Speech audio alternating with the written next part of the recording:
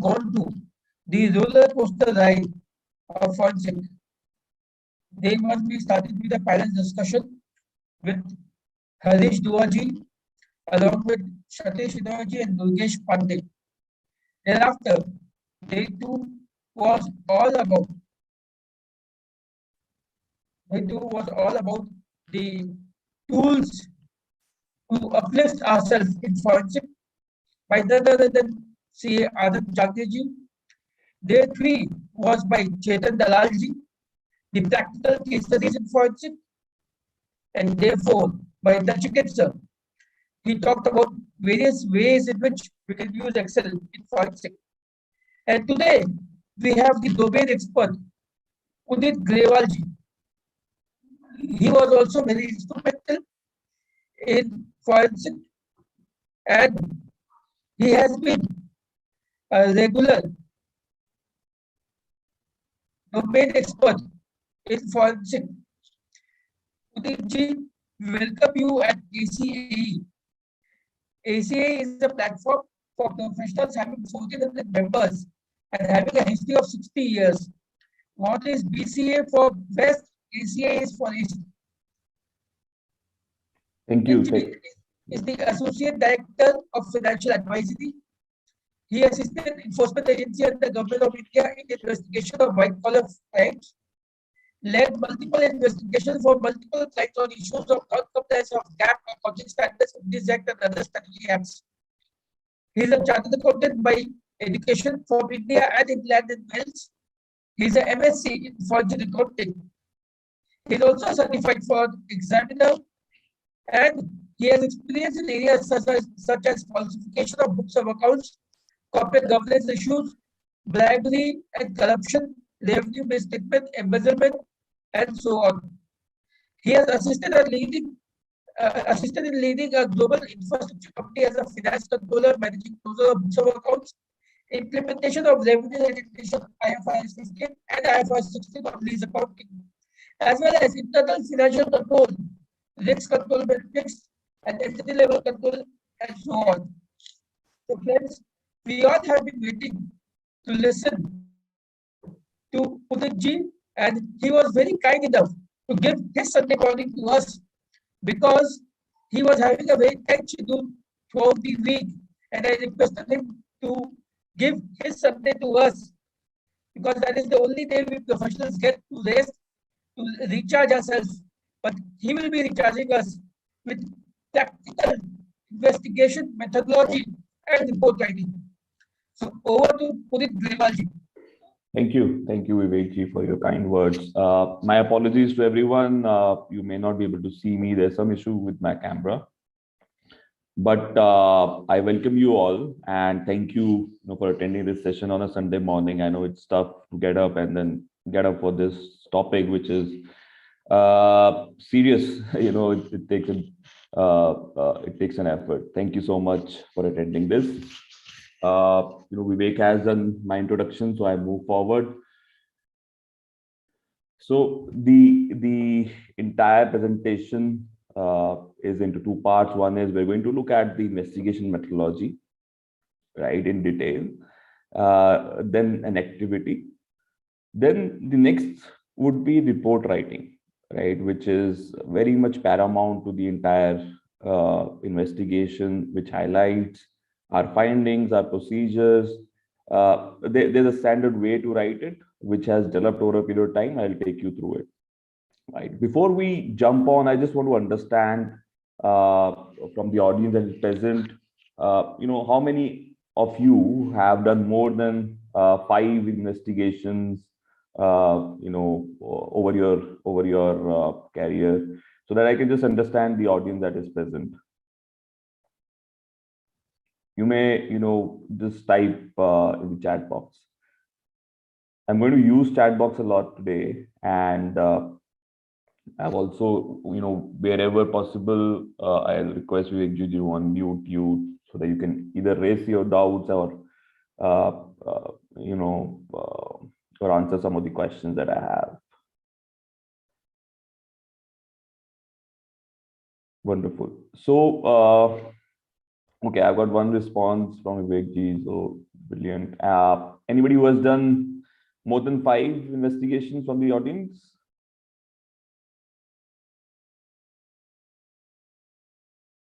Okay, okay, wonderful. Fine. So we'll take it in that way. Wonderful. So we have an audience which is, learning the way how investigation is done. We'll take it in that manner and speed. I request you to ask your questions in the chat box. At the stage when a topic is discussed. Reporting has always been a challenge, right?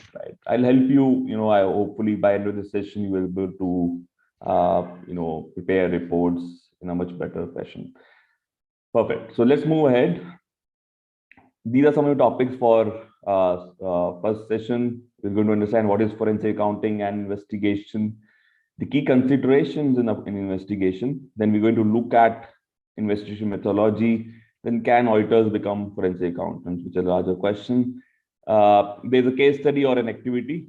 Once we understand investigation methodology, we will look at the activity, try to see, how we're going to approach an investigation, what all we are going to do at various stages. Okay, so first, do you think there's a difference between forensic accounting and investigation? Anybody, is there a difference between forensic accounting and investigation? We have kind of heard these words, over a period of time: forensic audit, forensic accounting, investigation.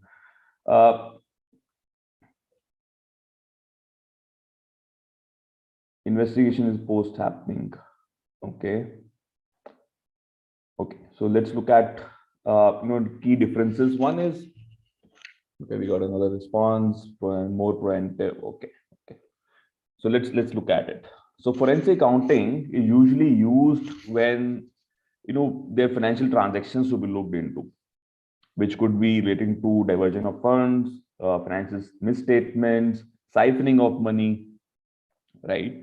And there's a discovery of facts to support a legal case. Either the company is thinking of a legal case, going legal, or where they have involved lawyers and this is under deprivileged, right? That's where we use forensic accounting. So financial transactions plus there is discovery of facts to support a legal case. Then investigation of fraud examination is examination of facts or documents, wherein the nature of allegation could be non-financial, which could be related to code of conduct, which could be related to any whistleblower complaint, or for example, anti-corruption, anti-bribery complaint. So those will fall into investigation or fraud examination. But do the procedures differ? Not really. So the procedures would remain the same, right? Because even in case of an investigation or a fraud examination, we'll still undertake all the precautions that we take under forensic accounting. For example, maintaining chain of custody, maintaining hash value of evidence, digital evidence, not tinkering away with the original documents. All those precautions are taken care because you don't know, tomorrow it may end in the court of law. The person who has been alleged in a non-financial allegation could still approach the court, right? So then what will happen is the court will examine whether the documents have been preserved forensically. There's no tinkering of the evidence. So therefore, the methodology will remain the same. How we approach an investigation and forensic accounting engagement would remain the same. So what is an aim of an investigation? The paramount aim is to check the veracity of the allegation and investigation. There are certain questions we are trying to answer in an investigation: whether the malpractice occurred, whether the incident actually occurred or not. What was the modus operandi? Who did? How it was done? Who were the parties involved? Right? What was the time period when it occurred? What are the causes and implications? And are there other malpractices being perpetrated? In an investigation, we usually try to answer what has happened, how it has happened, who did it, who was involved, and the quantum involved, right? So these are the questions we are trying to answer in any engagement related to investigation or forensic accounting. Any questions? If there's any question, just put that on in the chat. So this is an overview of the investigation methodology. There's the first stage is initiation and planning, where you, at the time of when a client approaches you, you do certain procedures which include, ensuring that there is no conflict of interest. The party who is engaging you or the target on which this investigation will be based upon is nowhere conflicted with your firm or your personal interest. Then you're going to plan the engagement. We are going to look at each of these stages in detail. The next is information gathering, where you prepare an information requirement list. Seek those lists. It could be either documents or access to people.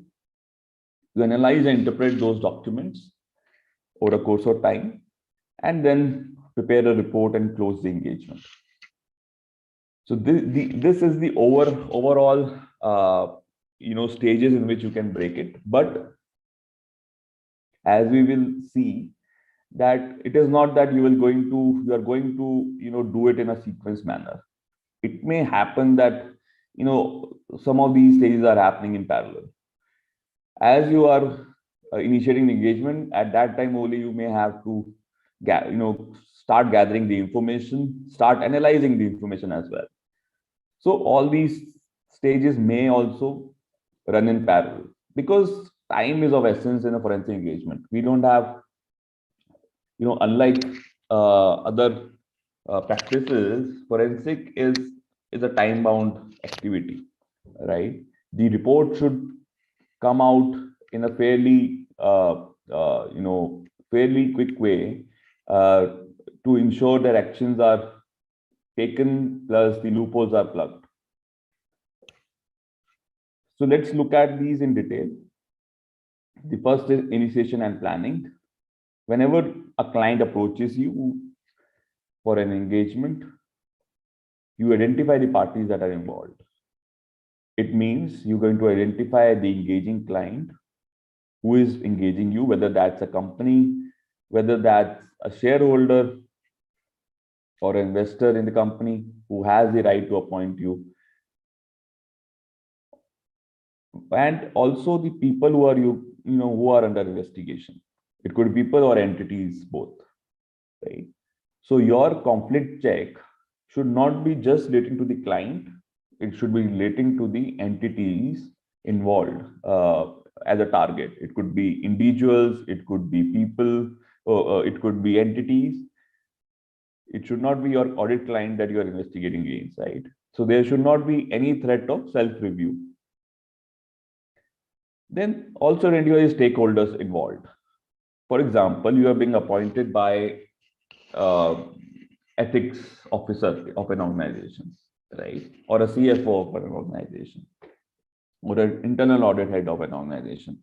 But there would certainly be more stakeholders.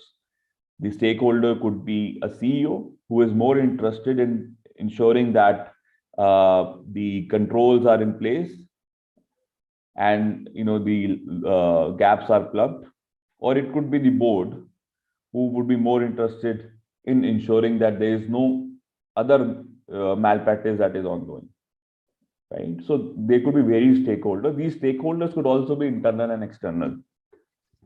So what we discussed is our internal stakeholders. The others would be external. For example, there could be an enforcement agency who is very much interested in what you are doing and are awaiting your report, right? So once you submit the report, they may be interested in reviewing that report and taking further action. Then the scoping element, which is very, very much critical to the engagement.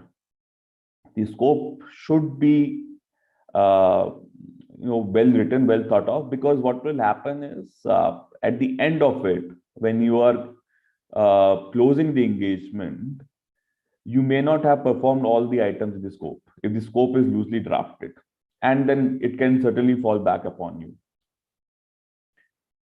It should be very much detailed. Open scope would mean elements wherein number of things could be done, whereas the auditor has not done it. It can be claimed in the future. Try to list down the procedures and the scope very, very fine-tunedly, and also then agree with the client on the scope. Then the client's acceptance, like I said, if there is no conflict of interest and you are okay, there is no exposure involved, some of the considerations that you may like to take at this stage is whether there is public scrutiny or not, right? Whether your report could get leaked in a public media, because everybody is very much interested in forensic audit or forensic engagement, right? So, or whether there are people who are politically exposed as a target. Some of the things could be, these are some of the considerations you may want to consider before accepting an engagement, because some of the reports and once something is in public domain, it is out of your hands, right? So you have to take all those procedures, precautions at this stage itself. The next is engagement letter. The engagement letter should contain the start date of an engagement, the scope of the engagement, the procedures to be performed, of course, the agreed timelines, and also the fee component part of it. What we struggle usually, is kind of recovering the fees as well, right? So how I have learned over a period of time is, you always ensure that it is milestone based. Once you have achieved a milestone, agreed with the client, so as you go along, you are able to also recover the fees, and everything does not boils down to you submitting the report and approving it. That becomes a challenge when we enter into engagements with PSUs. They ensure that most major component of the fee is aligned to acceptance of the report, which becomes a challenge, right? So try to ensure that you're also recovering it as you're progressing. Once these activities are done, simultaneously there's a planning stage. Understand the issues that are involved, whether that's forensic accounting, whether that includes diversion of funds, siphoning of funds, or it's an ethical issue relating code of conduct, sexual harassment. Understand the issues involved. Frame the hypothesis. What could have happened, right? How, or hypothesis means the modus operandi, potential modus operandi. How would this would have happened? Build those. Let's take an example of building hypothesis. Let's suppose there's a procurement fraud, right? There's a whistleblower complaint and you are approached by the client, and it alleges that XYZ is earning kickbacks from the vendor. How would you approach it, right? What were the hypotheses that you build? First, it could be undisclosed related vendor of the person who has appointed it, person receiving kickbacks. Then the vendor could be non-existent, vendor could be providing inflated bills, right? These are some of the hypotheses you start building up. Then next element is the project management. You prepare a detailed work plan with the work procedures for each of the stream in the investigation. Prepare a detailed work plan with the timeline and agree with the client. The procedure should be forming part of the project, forming part of the work plan. Simultaneously, plan the resource, the number of resources you would require. The resources you may want a resource or a person who has expertise in a particular area. For example, if it's related to capital markets, You may want a person in your team who understands capital market. He may not be a forensic accountant, but somebody with that skill, right, to help you. For example, there's a lot of startups that are there now, and they have a very different business model from what we used to have earlier, right? Some of the things may not be tangible, may not be sitting in your books, which usually would ideally form part of the books, for example. And some of the models are very, very unique. So you may want a person who understands that domain. Identify those resources. Identify the technology you want to deploy. It could be related to data analytics tools. It could be related to imaging tools. Identify those technology requirements. Some of the requirements, some of the, you would understand that not all will be the, under our domain expertise. Generally, there would be people from technology who would assist you. As accountants, as chartered accountants, we are better at understanding the documents, the nature of transaction, the underlying reasons of the document, the rationale of a transaction, and may not be fully equipped to do some of the technology work, right? For that, identify the right people to be in your team. So it's a team effort. It's not like individual having all these skills to do it, right? Like I said, it's a time-bound manner. For that to happen in a time-bound, you need people from different skill sets. Then communication. Agree on a weekly status update with the client so that he is also updated. Any questions at this stage?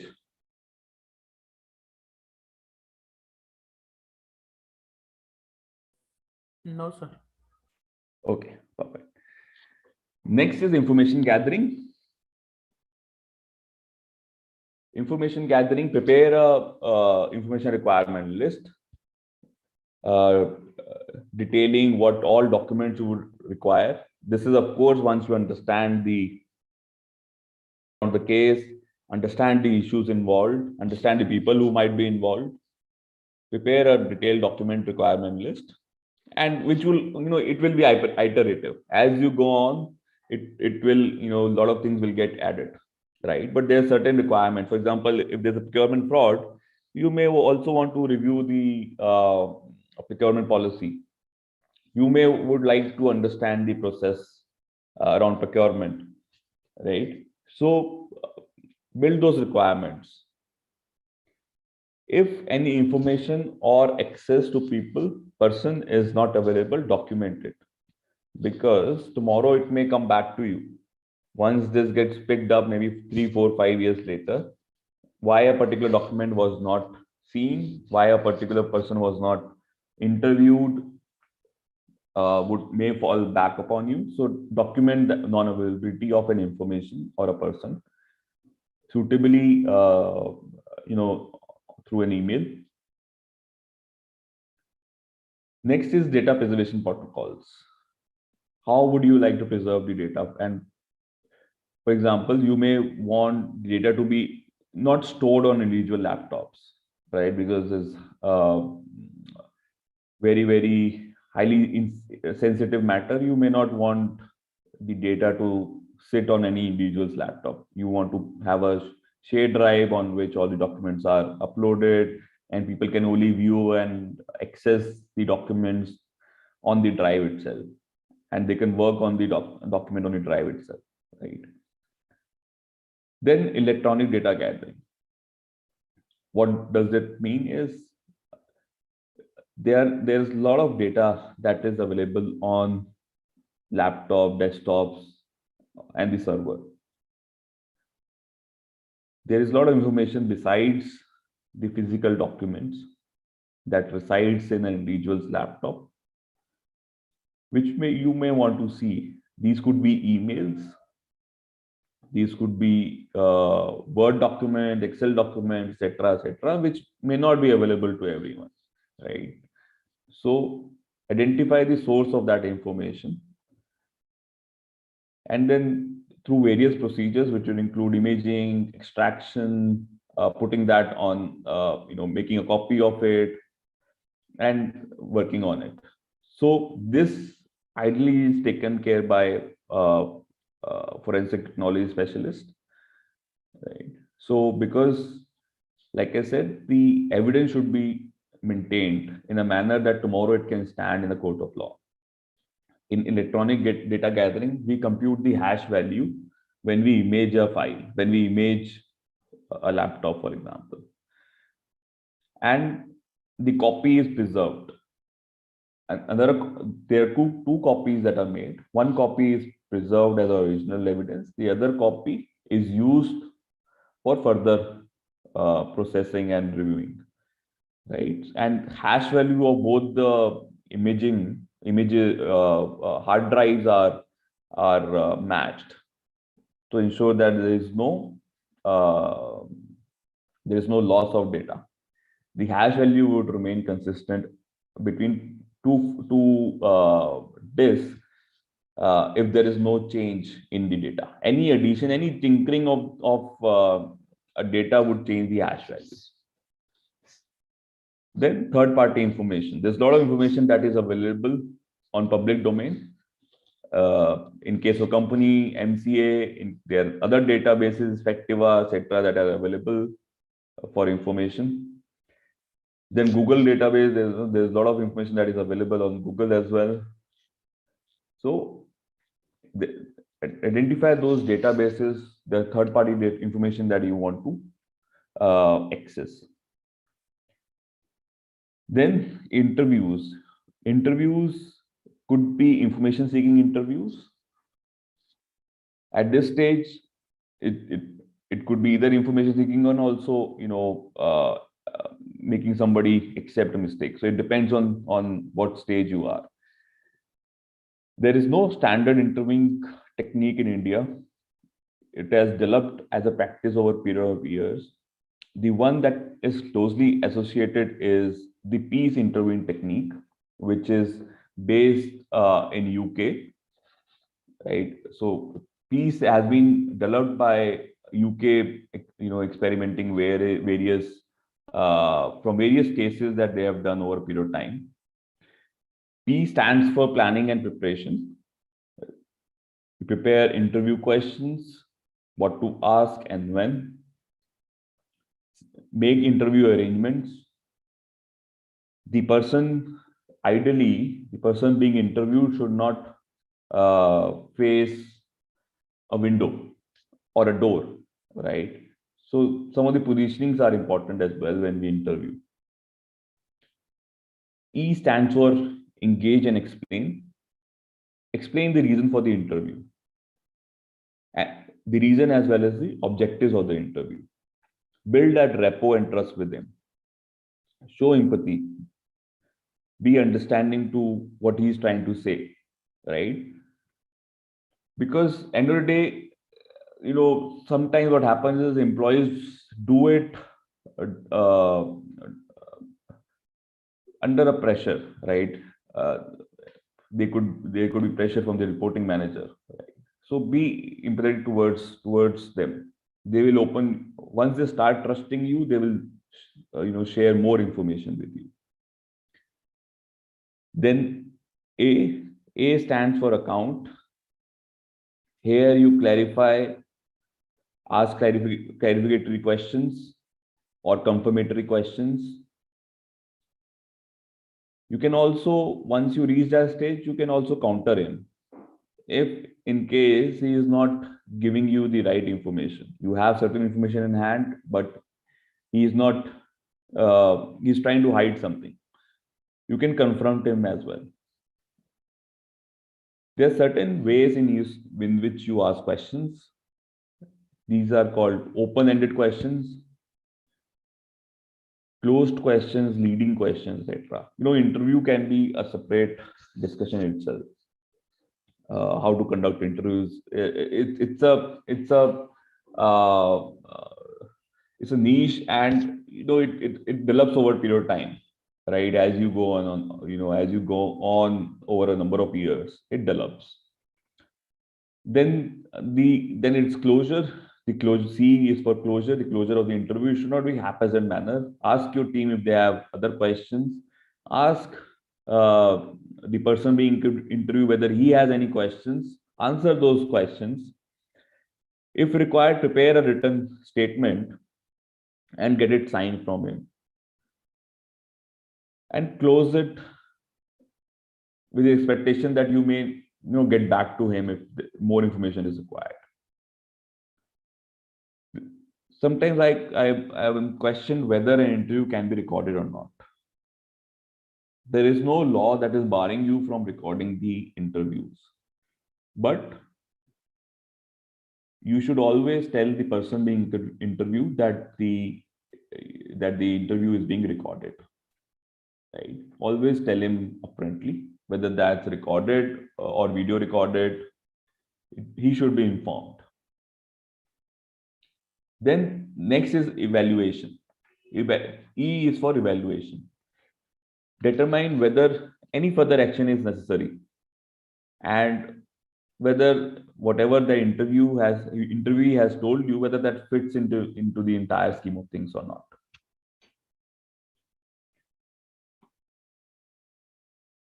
Next stage is identify the data analytics tools. There are various data analytics tools that are available in the market. One is SQL, then there is IDEA, ACL, etc. So why data analytics is used? Because it helps you to, one, overcome bias, right? Your personal bias. Secondly, you can use the entire data instead of just picking out transactions, right? It can run on the entire data, which could include number of years data. Then thirdly, it is faster and scalable, right, than manual intervention.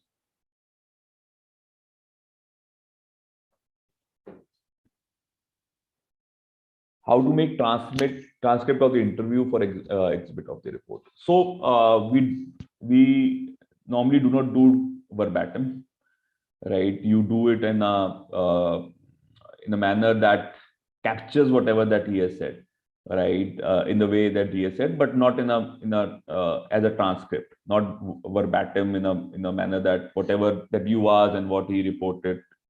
It is usually in a way to ensure that all the key things that he has spoke about has been captured, and the best practice is also share that with him, so that he agrees with whatever that that has been written on it. Get his approval before including it in the exhibit of a report.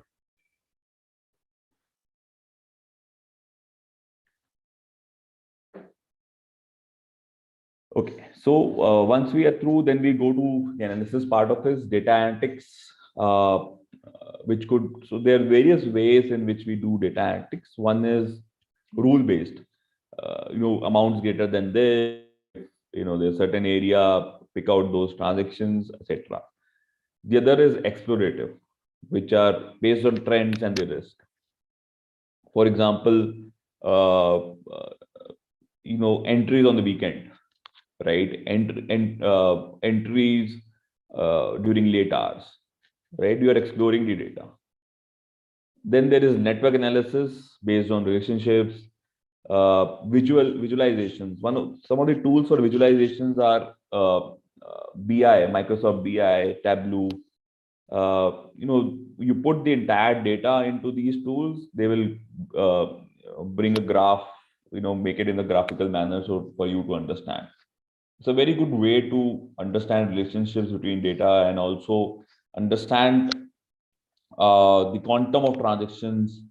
It could be vendor wise, it could be amount wise. I use Microsoft BI for one of my clients. What we did was, it was a data for about 6-7 years. We put it on the Microsoft BI, and it helped us kind of make sense of the data, right? So try using these visualization tools as well. Then the next could be text analytics, keyword based, right? There's certain allegation, you believe there are certain keywords that could appear in a transaction narration. Put those keywords in the data, right? So if there is any transaction that includes that particular text can be highlighted to you. So these are some of the analytics that we do. Then there is document review to check authenticity, consistency, accuracy, and objectivity. See, for every type of, I would say, for every type of transaction or nature transaction, you have to go back and uh, go back to the source documents, right? So source documents are the ultimate documents you're going to review. The data analytics would throw you transactions, but then you have to go back, see those documents which support those transactions. Data analytics throw a lot of false positives as well. So remove those false positives, select your transactions, go back to the source documents to understand the nature of transaction, to understand the purpose or the rationale of the transaction. So that's why it is very critical to view the document. So what I have observed is a lot of emphasis is given to analytics, whereas a lot of outliners do come out from the document review itself. Some of the easier catches, see whether the uh, uh, how the invoices look like. Do they look consistent for various vendors? Whether for a particular vendor the invoices are in serial number, see the address, do a reverse check on the address. You may find other vendors also with the same address. Uh, See the GST number that is mentioned, whether that belongs to that person or not, right? So there are various checks that you can do on a document. Also see the properties as well, right? What we have observed is when you see the properties, you get to know the author of the document. Right?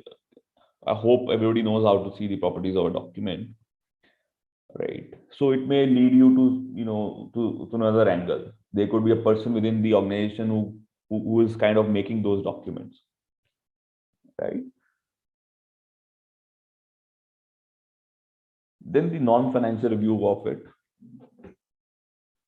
This includes email review, like we discussed during electronic data gathering, that review would include email review,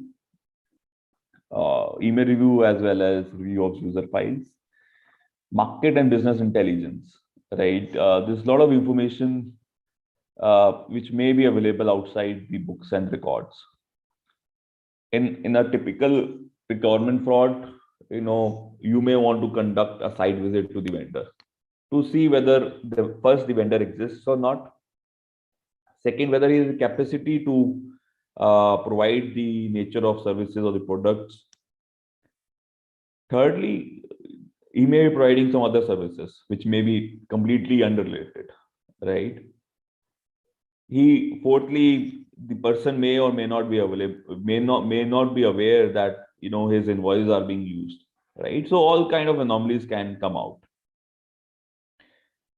You can also kind of do a market intelligence in order to understand whether that vendor has been doing similar things for some other companies, right? Whether he's okay to give a back in lieu of business.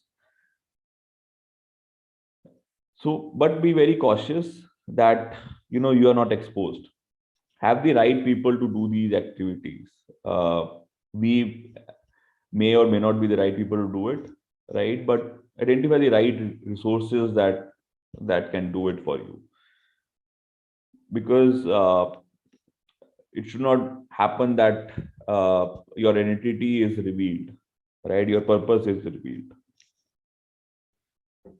After doing all these procedures, we go to triangulation of document information. So there's a lot of information that now you would have from first review of documents, second email review, or user file review.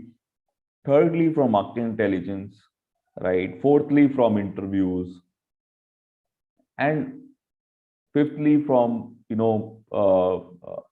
analytics, right? So you triangulate the information, test your hypothesis that you build initially, whether they are unrelated parties, whether they are related undisclosed parties, whether vendor is providing inflated invoices, whether vendors does not do uh, business activity itself. Test your hypothesis. Then weigh the contradictory evidence. Once you weigh the contradictory evidence, you may want to build another hypothesis. So hypothesis framing is not just at the initial stages. As you go along during the investigation, you may build new hypothesis, basis more information, more knowledge about the incident. So it's an iterative process. You test that hypothesis. If it confirms, well and good, build that evidence. If it does not confirm, build another hypothesis, test that hypothesis. And it's a process that goes upon. At the end of the day, a company would like to know whether the incident has happened or not, right? We keep on going back to those 5 questions: whether it happened or not, how it happened, the modus operandi, the hypothesis that we are building, who did it, whether they were only internal people that were involved or they were external parties. When did it happen, whether that was a particular period or whether it happened over a period of years, and the amount of money involved or the quantum involved, right? So we go back to these 5 questions, try to answer these questions as we go along. Then comes the reporting part. Agree with the client how he wants a report. Some of the clients would like a report in a PPT presentation deck, or some would require it in Word. And agree with the client the manner in which they want a report. Also understand your stakeholders, right? So in an organization, there are people at various levels. For example, CFO is your engaging client. Now CFO may not have the time to review each and every procedure that you have performed, each and every finding that you have. He would be more, he would be keen to know the answers in a very crisp manner. Whereas his team would like to go in details, right? So there should be an exec summary to a report. The exec summary could be for the CFO or for the board or for the, and the likewise. Whereas the detailed report, the team can go through it, and they can also help you factually whether something incorrect has been reported. So in a report, compile all factual findings, observations from all the procedures that are performed. Like I said, format, use, and also identify the distribution list to whom you have to distribute these reports. It may not be available to the entire organization. You may also only want to restrict it to certain people in the organization. Then comes the RC and remediation. Like I said, the stakeholders vary, and some of these stakeholders would be more interested in root cause analysis, why it happened, and whether we can bring in the remediation steps to plug those gaps so that it does not happen in the future. It may not fall, it may or may not be part of the report. That of course has to be agreed with the client, whether the root cause analysis and remediation plan has to form part or can be provided separately depending on the requirements of the stakeholders. Next is the regulatory enforcement request. Like I said, at the initial stage, you have to understand who are the stakeholders involved. The stakeholders could be external, could be regulatory or enforcement, who might be waiting for you to submit your report. Then they will take necessary action. We have also seen that a lot of cases gets picked up 4 or 5 years down the line when it ultimately comes to organizations such as SFIO or CBI, and they would then call you to explain the report to them, give your documents to them, your understanding. Some of the things that appear in a, some things may or may not form part of the report. For example, you as investigator may have a hunch about something that has happened, but you do not have the proof against it. So that may not get presented in the report because you don't have any evidence against that particular hunch of yours. But the regulatory enforcement agencies, they have much wider access to data and information. They may be interested to know those facts, which may not be falling part of the report. So maintain your work papers in such a way that tomorrow, if you are being called upon 4 or 5 years down the line, you have the working papers to support your investigation. There are forensic standards also, FAIS 240, if I remember correctly, that is engaging with law agencies, law and enforcement agencies. So do read that standard as well. There are certain key points that are mentioned in the standards when you're being called upon by enforcement agencies, or there's requests for information, how to deal with them. Then next comes the project closure. You have submitted the report, client has accepted the report, then there is financial closure as well. You have recovered all the fees from the client or billed additional amount basis the additional work that you have done. Also ensure, because the scoping part you have done at the initial stage itself, the scope might also change as you progress. You may also find additional areas as you progress. Have that documented, enter into addendum so that all the items in the scope are documented. Before closing engagement and before even sending the report to the client, ensure all the items in the scope of work have been carried out. If there is any item that has not been carried out, discuss with the client so that he does not raise an issue tomorrow. And it can also be picked up by the enforcement agencies. What they do is they take engagement letters, go through the scope that has been agreed, and map your work procedures against those scope, whether you have done all the things that are mentioned in the scope, right? So do that activity before closing any engagement, before even kind of sending the report to the final report to the client. Also be careful while sharing reports. We tend to share reports in draft to the clients. Ensure there is not much change in the draft and the final report. Whatever change is there, that is well documented. Because right now it may not matter, but tomorrow when it gets picked up, it may, they may have a different view to it. Ensure that there are not too many draft reports that are being circulated, and any change between draft and the final report is well documented. Any questions on this, on what we have discussed? I know it's a long, although it's only a slide, there are a lot of things on this slide for you to digest on a Sunday morning.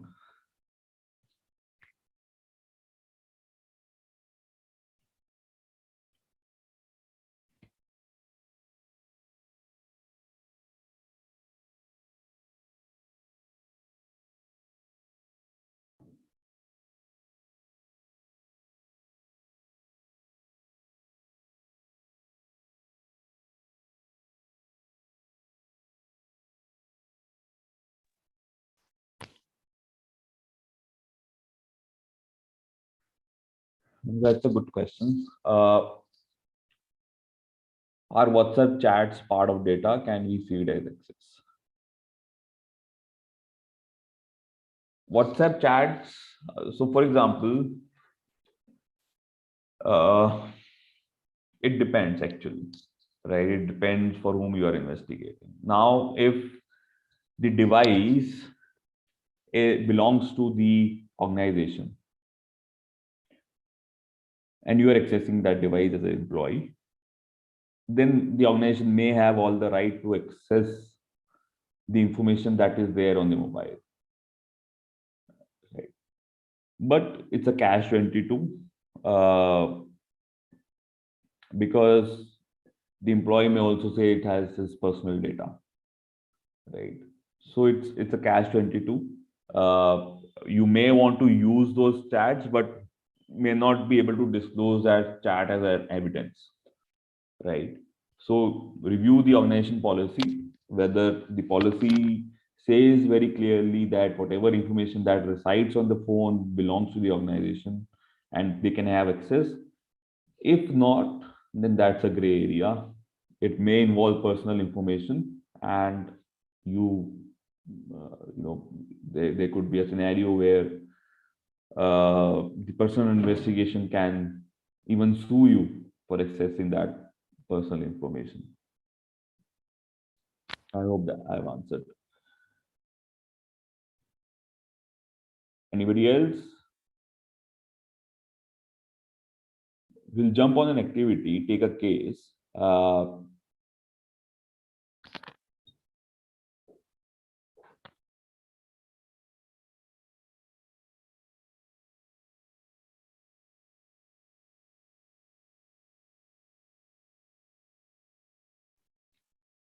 Okay.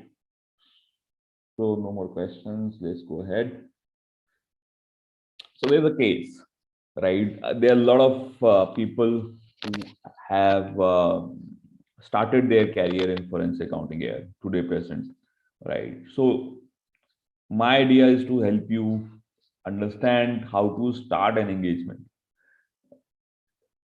But having read that, having listened to whatever that we have discussed, I would request you to participate in this, uh, so that we can learn from each other. There are a lot of people who are present who are, domain experts in this area.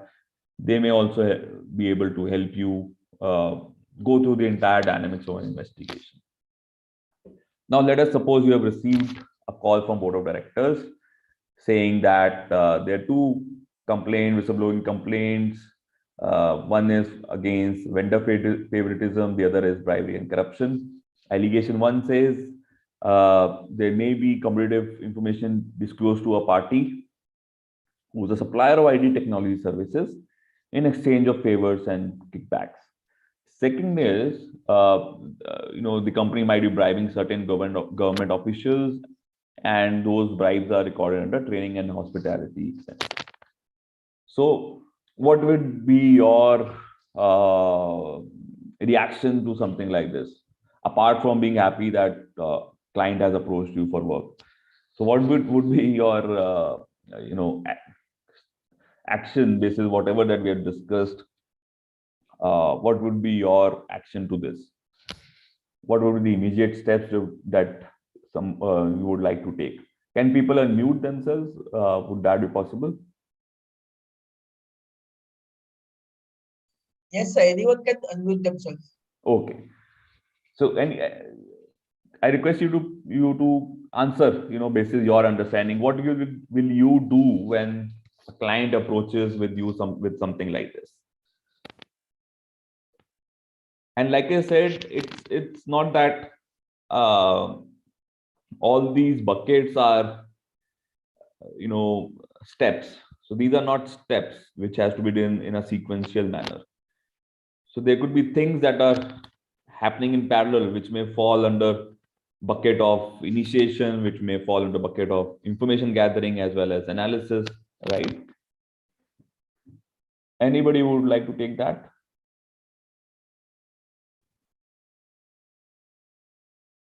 So we got 32 participants. Please don't worry, nobody will judge you. We're all here to learn. We have made that effort on a Sunday morning to be here.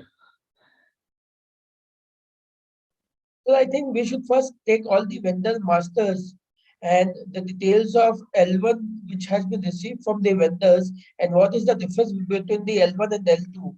If the difference is very small, then we should try and ascertain how the difference is small compared to those with the L2 and L3. That's an interesting perspective. Anybody else?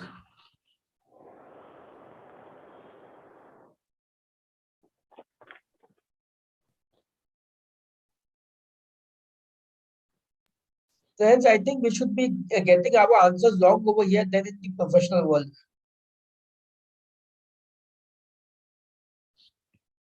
Okay. Vinodji, you can unmute yourself and speak. Sir, may I speak, sir? Yes, please. Yes. Sir, this is Satya Prakash from Mumbai. Sir, for allegation 1, I would suggest, I would prefer to go first to check the tender document first. What was the modus operandi for the, bidder to participate in that tender? Particularly whether there were two closed envelopes were there, or normally what happens in tender documents, two closed envelopes were there. One is for techno-commercial and one is for pricing. So if anybody has not pricing tender pricing envelope is closed, is opened at the last moment. So if it is a closed envelope in the custody of management, so it's really for allegation 1, how come that envelope which is in the custody of management goes to the external parties. So tender documents have to be checked first. Okay. And regarding allegation 2, sir, these are the common things we have to check out. We have to check the source of the complaint, whether it is anonymous or formal.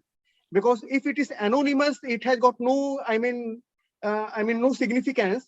And if it is a formal complaint, we have to go into it. We have to check whether it's a green flag or red flag. Sometimes the driving government official appears to be a green flag too, in my opinion. As a green flag, okay. Yes, because the thing is that's for the sake of time, for the sake of quality, sir, if you see for any registration aspects, be it GST registration, be it industrial licensing registration, be it pollution control registration, wherever government mechanism is there, as per law, they have got a reasonable time limit to fulfill those conditions. For example, if you go in GST registration, they can say, okay, sir, we do have got 30 days limit to approve the registration. If you go for pollution control board, they will say, sir, I have got as per law 3 months. Now you want to expedite a matter. So somewhere you have to resort to such unfair practices. So this bribing is actually sometimes management indirectly favors this also, because instead of waiting for 30 days or 90 days, just for an hospital, sir, bribing is also a very, tweaky word. It's something, it has got no basis, hospitality and bribing. If there is an accounting code of hospitality, or if there is an accounting code of entertainment expenses maintained in the books of account, so somewhere we have to see the source of the complaint. How come bribery word appearing to the surface? But just to answer you, Satyendraji, right? Satya, sorry, can you repeat your name? My name is Satya, sir. Yes, sir. You're right, sir. Satya. Yeah. So Satya, see, there's an act called Prevention of Corruption Act in India, right? 1998, amended a few years ago, 2014. It does not say that expediting the matter would not amount to bribery, right? So it is not allowed. Unlike FCPA, which is Foreign Corrupt Practices Act, which is based in US, it says that if it's to if your payment to a government official does not and would not change his decision and is to expedite, it may be allowed and may not tantamount to bribery. But Indian law, which is PCA, Prevention and Corruption Act, does not allow facilitation payment. So these are called. Sorry to interrupt you, sir. Sir, I do have one question, sir, here. Suppose that any government official or any banker from where we have taken a loan, or any government official from where we have taken license, suppose if they come to our premises, our factory plant on a surprise visit, on a surprise date instantly. And I am a plant head, for example. He approached me, and just for certain verification of documents, we went to any restaurant for some just lunch and refreshment, just for lunch and refreshment. Sir, my question is that whether this lunch and refreshment will be a bribe? Not really. See, it depends on company policies, right? No, there is no company policy as such. I am a plant head. I'm a plant head. I called our director, sir, this official has come to my plant. What should I do? My director told me, my director is in London. He told me, Satya, you are a plant head. You take your call. Right. And make him it satisfied. Depends. I tell you how it will be seen. So if you take your government officials who are visiting you to a 5-star and for a lavish lunch, it may be viewed differently.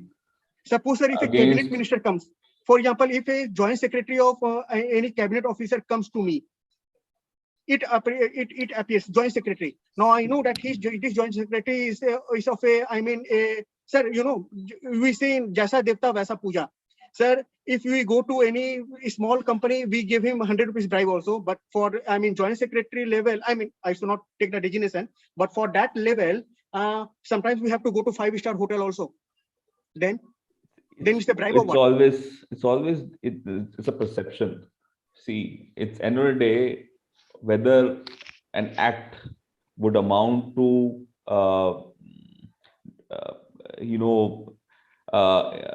would amount to an incident which is against the law. It's about perception.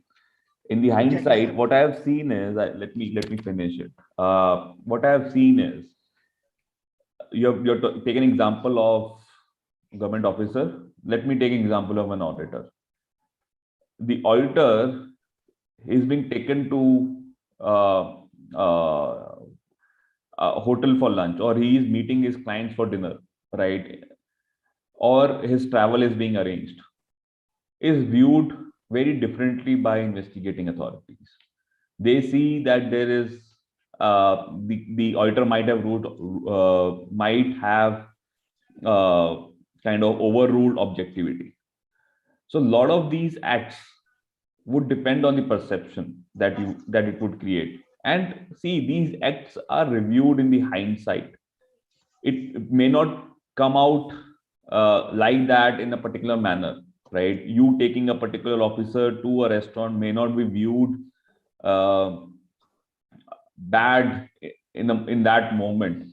But what suppose your company is listed in US, right? Then FCPA would come into picture. And if your act is disclosed via a complaint, right, and there's an investigation, and it comes to know that you have taken officers out for lunch, then there are 10 other things that we would be doing, then it may be viewed differently, right? So it all depends on the perception of the act, which may not be at that moment, and it's all usually in the hindsight.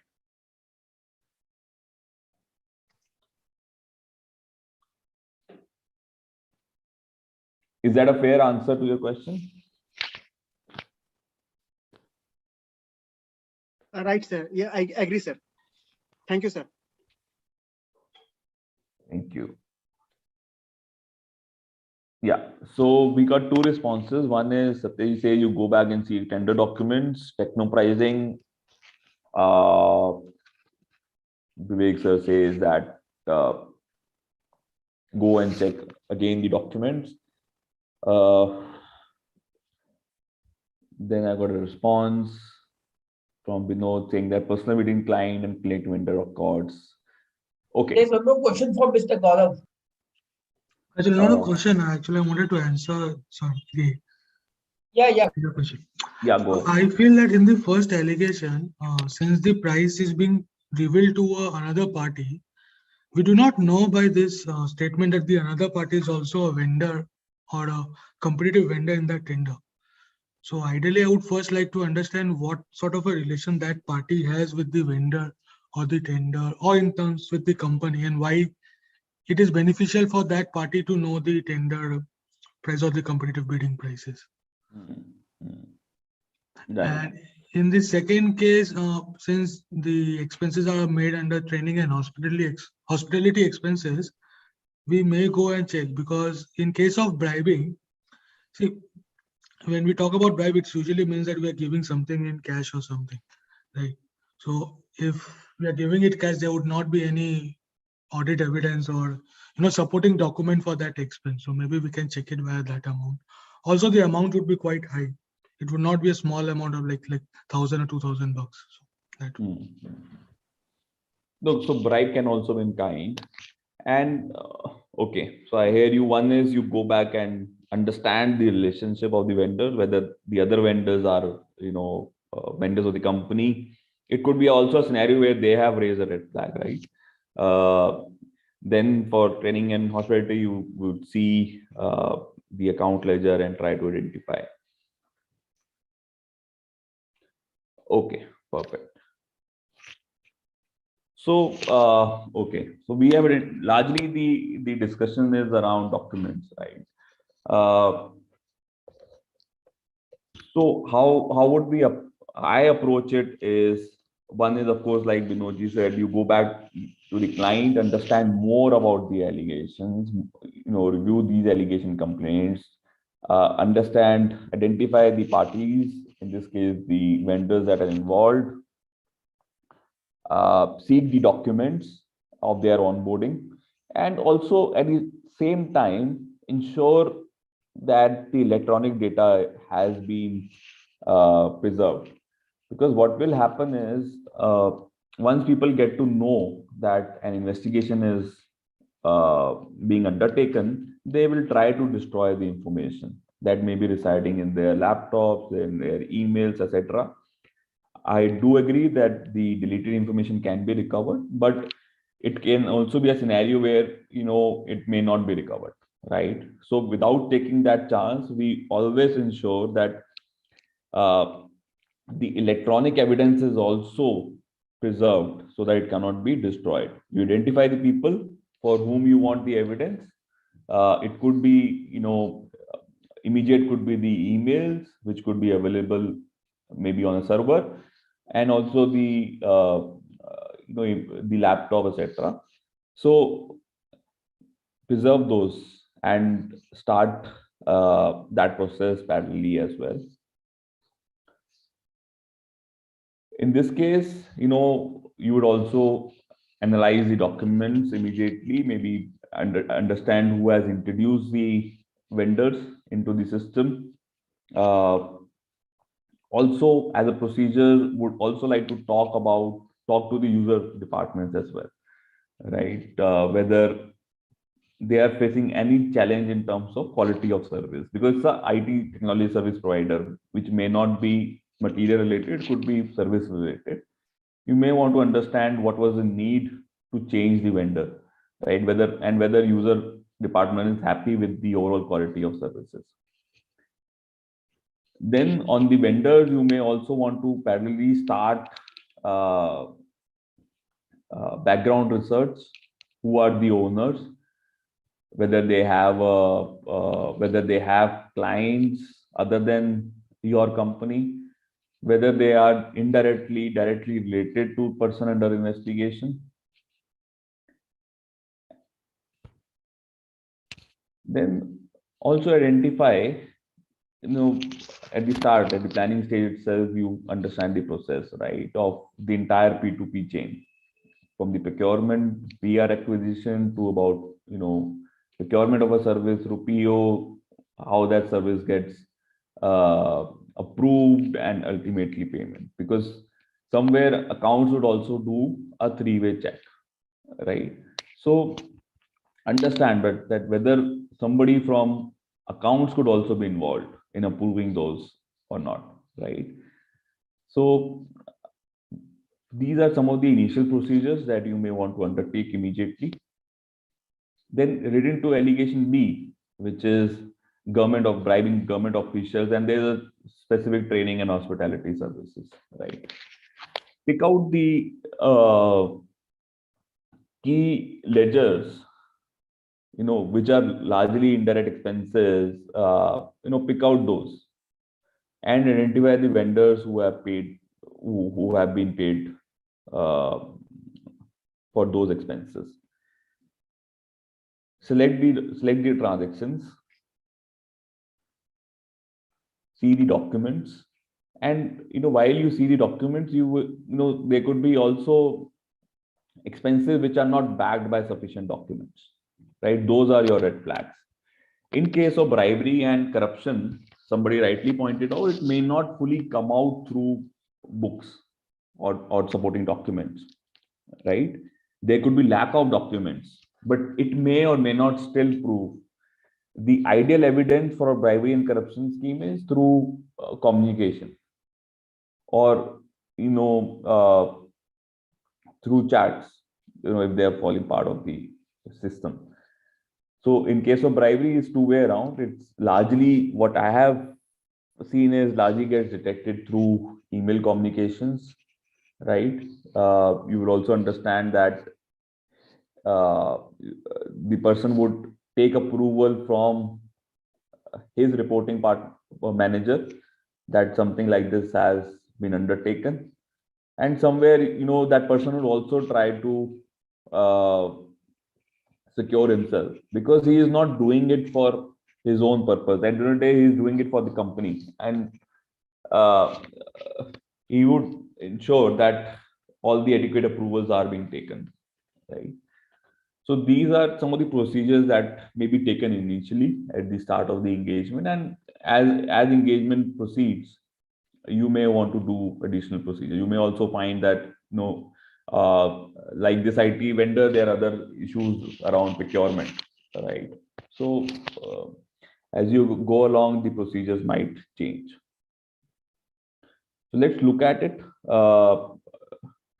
If you see the buckets, you understand the allegation detail, review whistleblowing letters and allegations, understand the work procedures already performed by the company, identify the custodians and stakeholders involved, build the hypothesis, composition of team, conflict check and scoping, etc.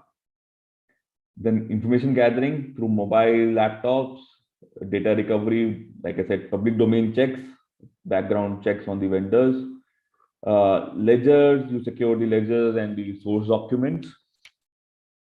Analyze using keywords.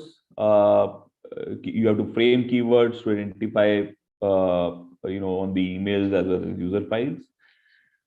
Do data analysis if required, and do the document review of the document that you have, already taken. Understand the evidence that is coming from the market intelligence and public domain checks, triangulate the information, and then close it up. Interview the people who are involved, and close it up with a draft report and a closure. So these are some of the activities that may be undertaken, as just to during the case of an investigation.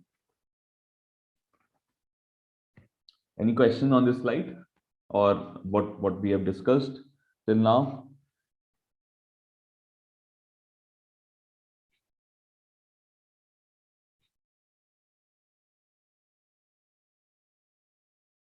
Okay. Then, can auditors become forensic accountants? A lot of people are very much interested to very much interested in becoming forensic accountants, right? Can they become? What they need, to transition into a forensic accountant? One is mindset. There is a change in mindset. When we review documents as stat auditors or internal auditors, the purpose is different.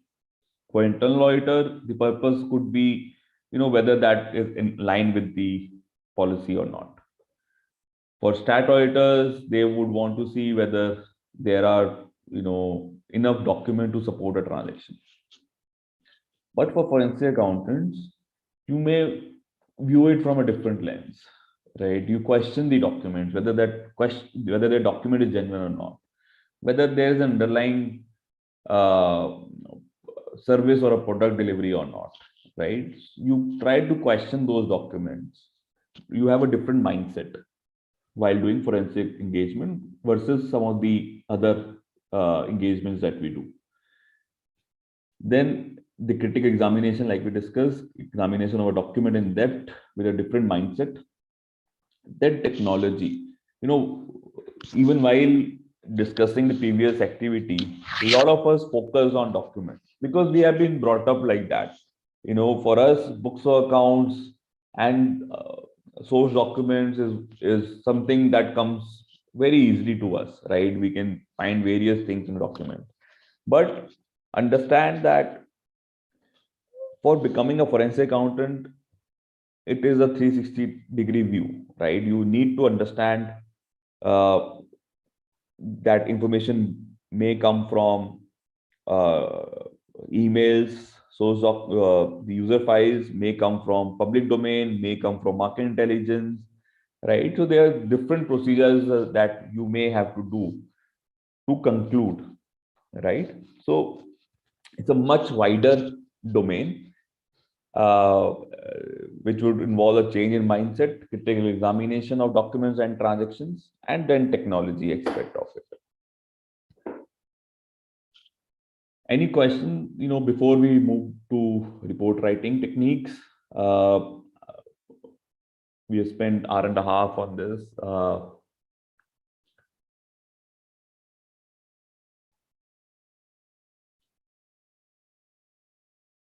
I wait for a minute or two before we jump into report writing techniques. It's a very important topic and very challenging as well.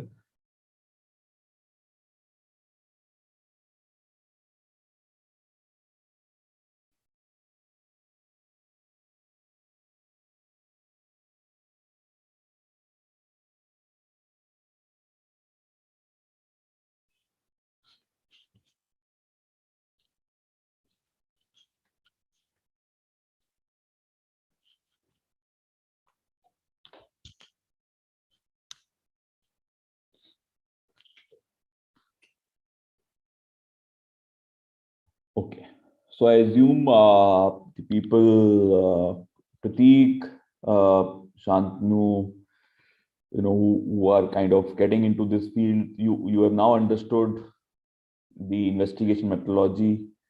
How do we take cases? How do we progress? What all procedures do we do? I hope you are much more informed now in how to conduct the investigations.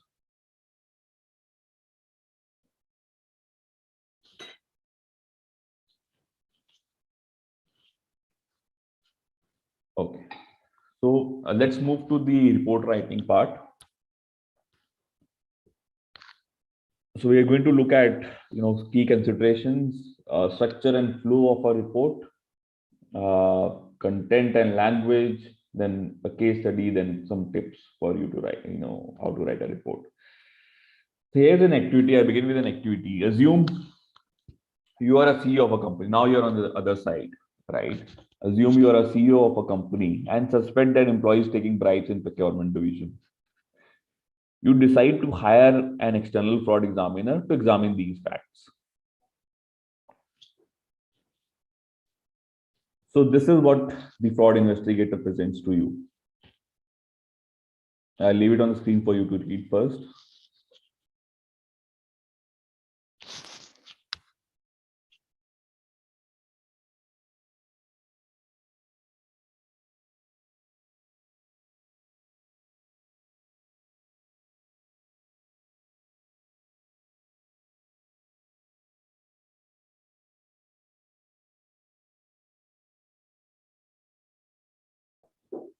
It says, after weeks of investigation, the fraud examiner gives you the following report. The investigation started when CEO of XYZ company approached me saying that an employee might take bribes from a vendor. I looked and saw that XYZ did 500% more business with AK and company than last year. I noted that purchasing person was Shubham Gupta. I interviewed people in the office. They told me that Shubham recently bought a BMW and went to holiday in Maldives. I interviewed Shubham and he told me that he got his car from a relative. When I asked him which relative, he was not able to give more clarification. I then interrogated him and finally he told me that someone in AK and company helped in purchasing this car. I made him confess and write a statement. So what's wrong with this report?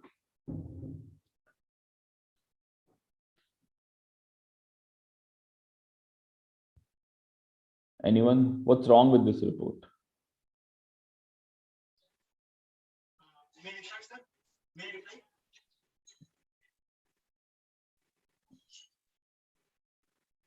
Yeah, we can hear you.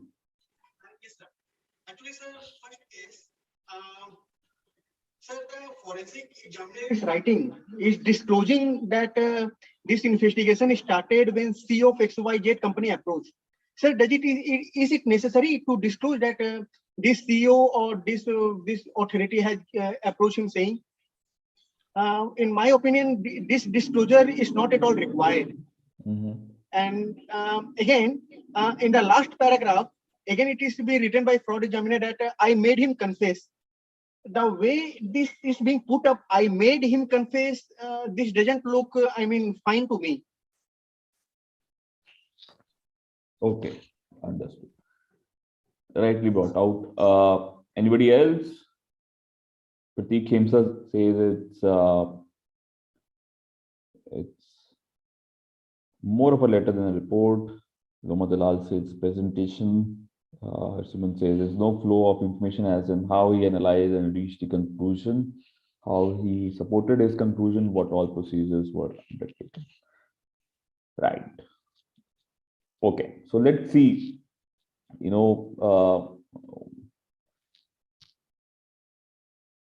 You can see there is, everybody agrees that the quality of report is not good. But what do you think about the quality of the investigation?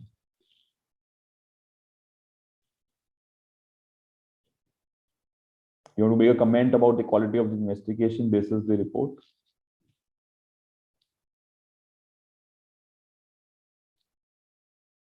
You may say that, overall presence speaks about, So, see, end of the day, that's the very much point of it. You may not be present in every scenario to inform people about what you have done and what you have found, right? So report will travel. It will be substitute of your investigation and the quality of investigation that you have carried out.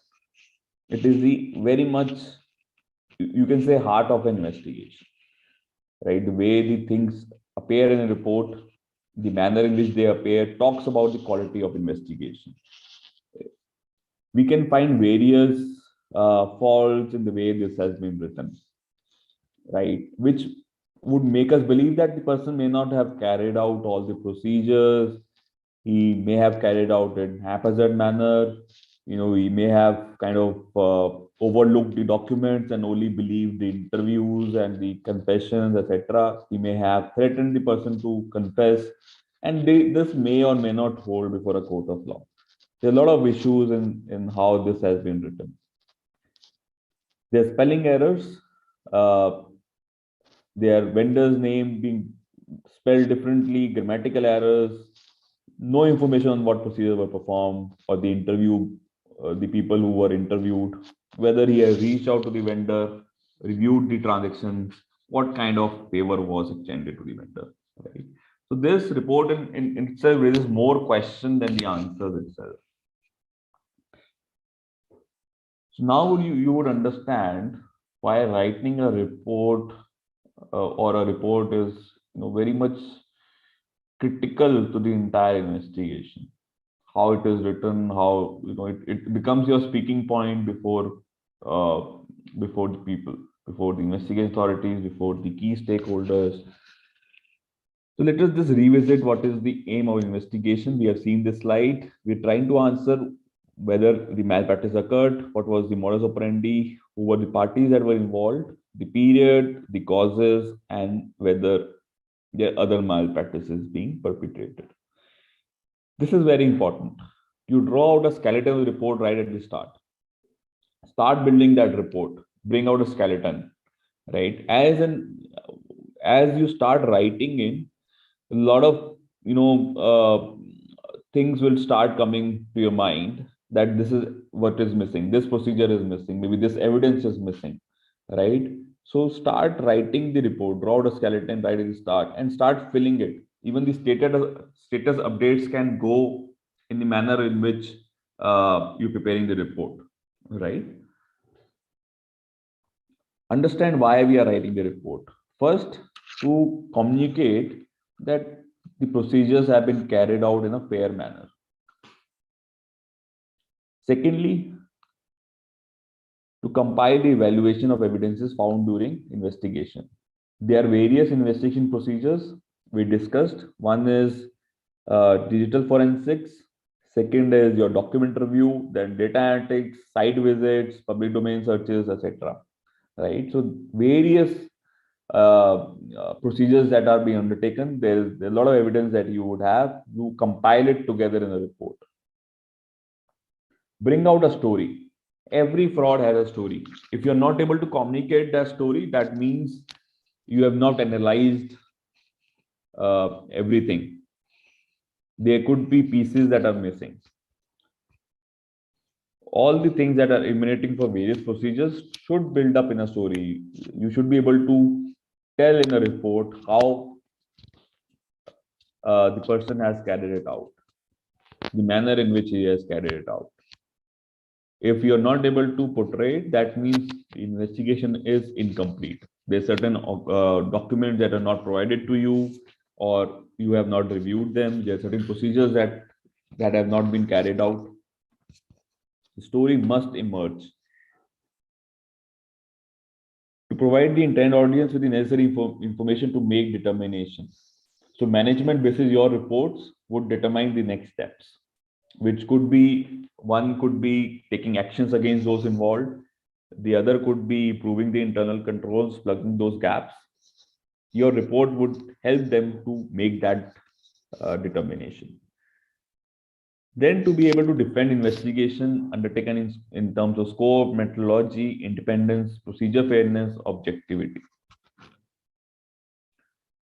That all the items in the scope have been carried out.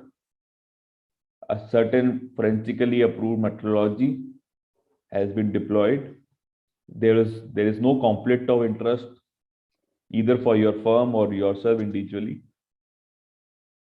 All the procedures have been carried out fairly. We have given, there's a term called fair representation, or giving other person an opportunity, right? Even a person who is under investigation should be given an opportunity of being heard. Then there's objectivity involved. What does that mean? That it is not carried out, the investigation is not carried out with a particular intent against a particular individual, right? It is carried out in a fairly objective manner. These are some of the things we try to include, or we try to answer while writing a report. Who are the users of the report? It could be audit committee or board, the top management, CEO, CFO, law enforcement, it could be SFIO, CBI, legal counsel, you may be engaged by the legal counsel of a company, court of law, Supreme Court or High Court may appoint you to carry out investigation, regulator, which could be RBI, SEBI, or the investors themselves. Right. All these stakeholders would have different requirements. And some of these may not understand the technical jargons that we use as accountants, or may not fully appreciate or may not fully be able to understand the laws involved, for example, right? So we as forensic accountants need to ensure our report meets the requirement of all the stakeholders. They may not be familiar with the matter, or may not have the knowledge of the domain, relevant area of the domain, right? So legal counsel would very much know about the applicable laws, but he may not be so well aware of the accounting treatments. Likewise, law enforcement would again, would like to see the other review. He may want you to conclude that a fraud has taken place or has not taken place. So they have a different requirements. Court would have a different view, right? All of these stakeholders will have a different requirement. What is the logical flow of the report? You start with a notice to the reader and a glossary. What all it contains, will come back. We'll discuss those. Start with a notice to reader that this report is being undertaken on the instructions of so and so. There's no recourse to the firm. We'll see those. Then glossary. Then the exec summary part. Introduction, background, scope, procedure performed, limitations. Then detailed observations, allegations involved, methodology, observation, recommendations, way forward. So this is how your report may be structured. There's no defined way in which a report should be written, but this is the best that has come out from the best practices over a period of time, right? The structuring has been developed over a period of time, and it's logical also. You start with a notice to reader. Whosoever reading should first look at some of the qualifications that you may have put in the report. The CEO, the top management, CEO, CFO, etc., can may only would like to look at the exact summary. But howsoever, you have the detailed background and procedures, etc., observations for the entire the middle management to go through. So what does notice to reader contain? So notice to reader is a preamble of the report, and every reader should read this notice to reader before going through the report. What are some of the contents that we should put up? There should be reference to the engagement letter, which includes a period of review and a broad purpose, that the report is confidential to the engaging client, and prior consent should be obtained before distribution. Duty of care is always towards the client. No third party should have any recourse towards the firm. That you have relied on information that has been provided to you. There is no discovery of information. Then hearsay in nature. If there is any observation that is from market intelligence, ensure that it is categorized as hearsay, because there may not be underlying document to support some of the market intelligence that has been gathered. Call it out as hearsay, that tomorrow it should not come back to you saying that you have validated. Not all information may get validated, right, that you come across. It should be read in entirety. Why this is important is, what happens is sometimes using our bias, we may not put everything that we have identified in the report in the exact summary.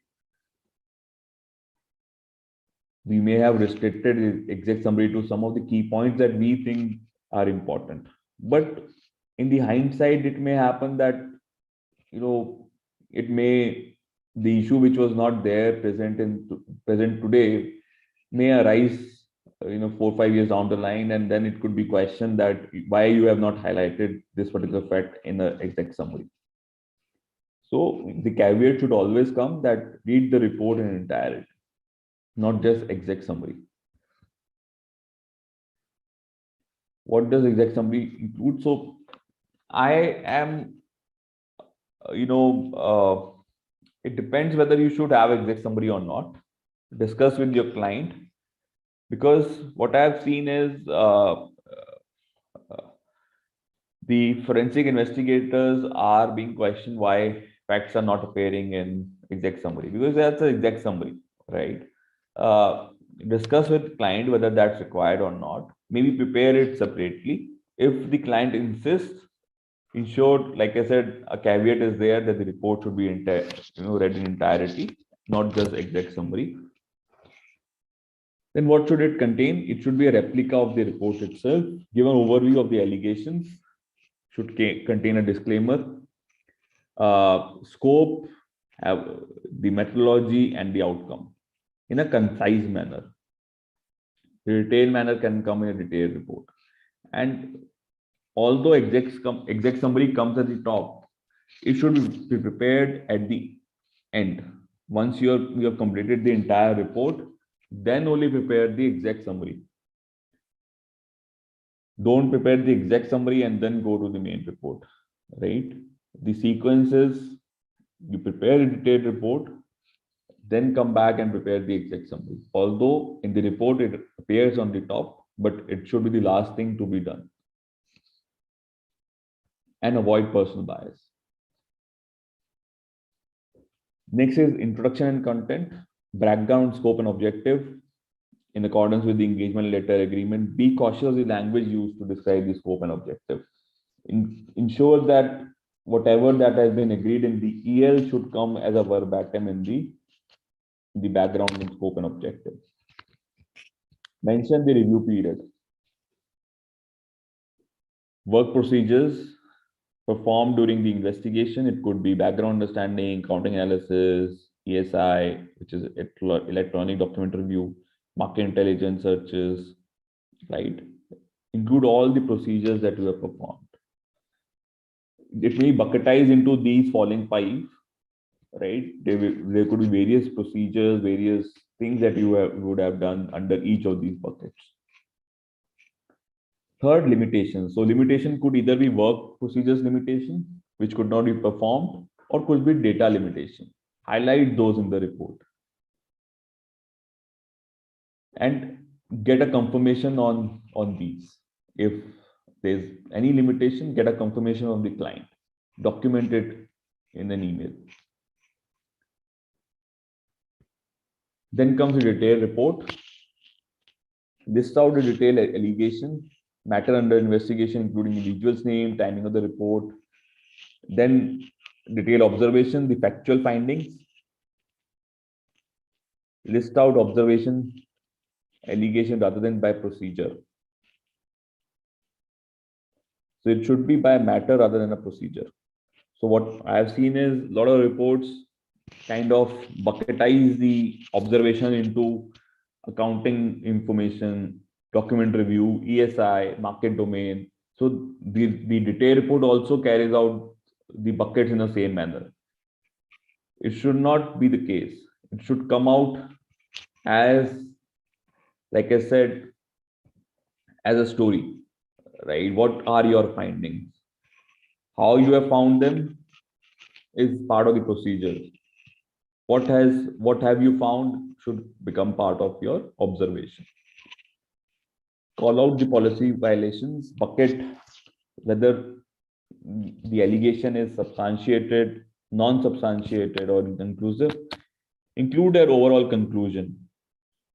We'll come to that. What is conclusion and opinion? It's a very important aspect whether to include opinion or not. Recommendations limited to policy gaps, weaknesses. You may also want to recommend plugging of certain gaps, weaknesses that you have identified. Do not quantify and recommend management actions where evidence is inconclusive.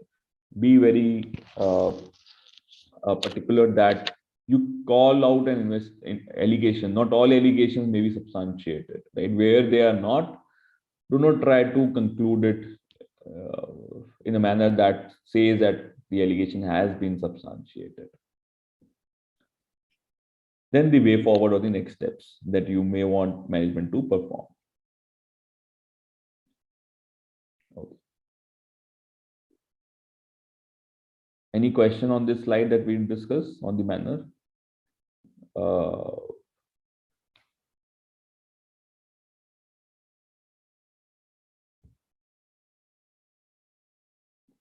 Okay. Conclusions. We have seen that even the requirements of people change, right? We have seen that IBC or IBA, a lot of these organizations of similar nature are asking for conclusions in the report. Even management are now starting to ask conclusion in the report. Earlier, as accountants, we used to be sticking to the facts, that we are fact finders, we will stick to the facts. But now the stakeholders require conclusion. What we should consider while giving conclusions in our report.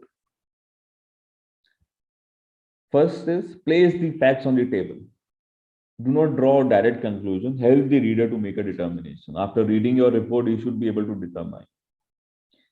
Clear outcome analysis and procedure performed may be called out.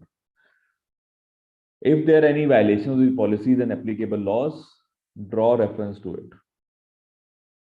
Do not draw conclusions unsubstantiated by factual evidence. Wherever the evidence, this lack of evidence, do not draw a conclusion. Where no clear evidence exists to substantiate or negate an allegation, call it out as inconclusive. And do not draw legal opinions. So what is the difference between a conclusion and an opinion? Anyone?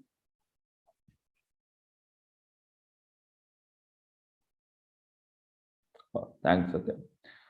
Anyone who want to take this up? The difference between a conclusion and an opinion? Sir, conclusion means, putting up the facts in a summarized way. And opinion is to, opinion is to comments. Opinion is to comments and formulate a report. Okay.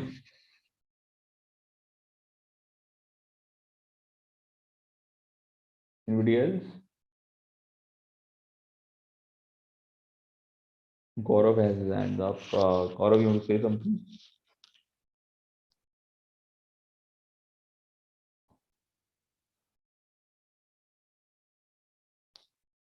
So conclusion is the end, means what is the end of that discussion?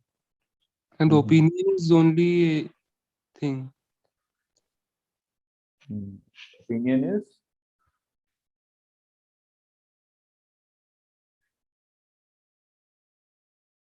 Opinion is a person's belief, it is view.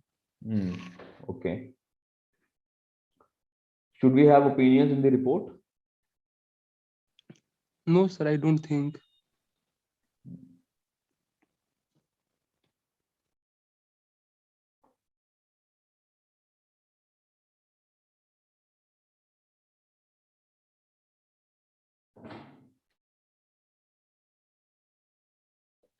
Okay.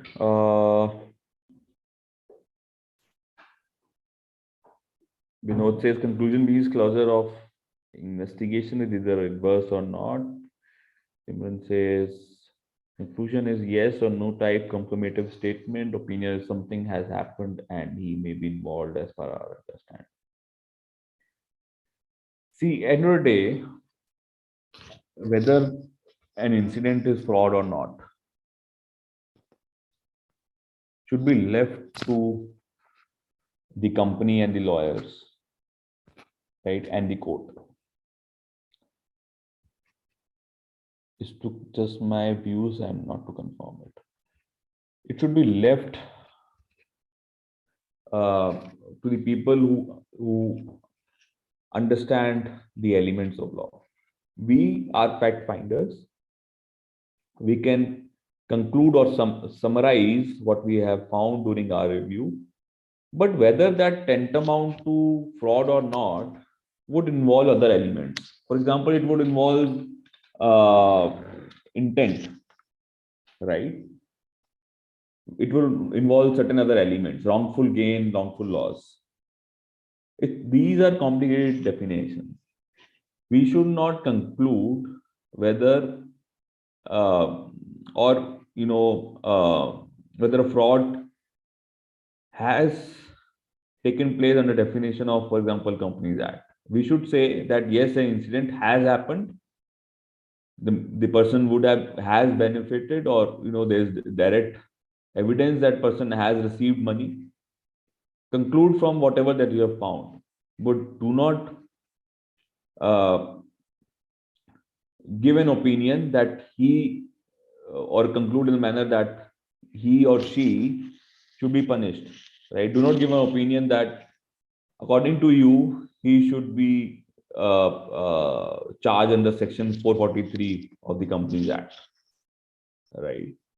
So don't give those opinions. So stick to the facts, conclude on the basis of the facts that you have found during investigation. In no manner, the court is interested or the lawyers are interested to know your opinion unless and until you are being called upon as expert witness. What will happen is, once you submit the report before the court would invite you to become an expert witness. Then give your opinion to the court. Because court would be more, relying upon you, your expertise, domain expertise, your experience that you have gained over a period of years, which the court may or may not have the experience in. So they would be relying. They would be seeking your opinion. But as forensic accountants, we should only stick to the facts and conclude on the basis of the facts that we have observed. Reserve the opinions only for expert witness statements.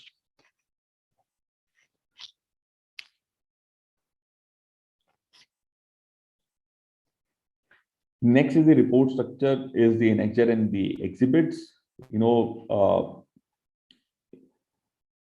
Every observation is to be backed by factual evidence, which could be analysis, emails, documents, photographs. Snapshot of factual evidence backing each observation are to be included in the exhibits. They should be cross-referenced to the relevant points in the report. Detailed table of factual findings. So a report would again involve, let me go back, we have come a bit far. Let us look at the structure of the report. It starts with notice to reader, then comes exec summary, which should only be framed after framing sections till detailed observations. Then comes introduction and context, detailed observation, and annexure and exhibits. Right. So this is how usually a report is. Report should be framed, right? In the manner it should be framed.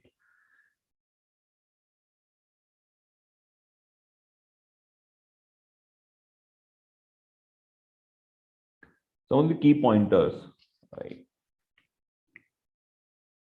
Wherever you have quoted someone, use the quoted sources. 3 C's are very important: clear, concise, and complete. Write, read, and rewrite. Paraphrase. Right? Once we write a report, reread it. Try to reduce the words. Try to paraphrase it. In India, we generally use British English, impartial, active language. Avoid absolute statements. Avoid interpretations of subjective qualitative matters. Date, we do not preferably use TH and ND. Spell 0 to 9 and then use figures from 10 upwards. Spell out the first instance followed by an acronym. So if you are using an acronym, in the first instance, it should be described. Contractions, avoid example, that is, maybe use it followed by any comma. Pictorial tools used to simplify. You can use Tableau and Power BI to help you with the pictorial representations. Right. So these are some of the pointers, key pointers to keep in mind while writing the reports. Any questions so far?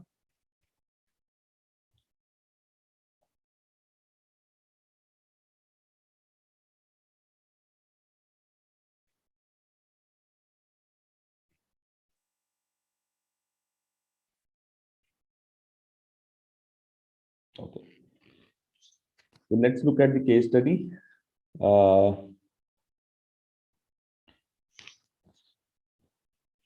Is allegation of potential misappropriation of funds. Lima Charitable Institute, they received a donation of 2 crores, which is alleged to be siphoned by the KMPs. Further, it is alleged that bogus purchases have been made by issuing purchase orders to a vendor for purchase of 10,000 books. The management has appointed XYZ firm, your firm, to investigate and present a report. These are some of the procedures. You understood the process for procurement, reviewed the supporting documents, office note, invoices, check, etc. Reviewed accounting software, site visits. You have done information seeking inquiries from employees and vendors. The observation is that from bank statement is established that money was received, however, not accounted in books. With respect to bogus purchase, the following was noted. Invoice date was same as PO date. There's wrong serial number of invoices, no taxpayer information, discrepancy in name of PO, payment made without requisite approvals, store receipt entry made on a date earlier than the date of invoice. Vendor address is not found, and potential return of payment in cash. So there are two allegations. One is money has been siphoned without recording in the books of accounts. The other is there are bogus purchases. So there, how would you structure the report in this manner for this particular kind of allegation?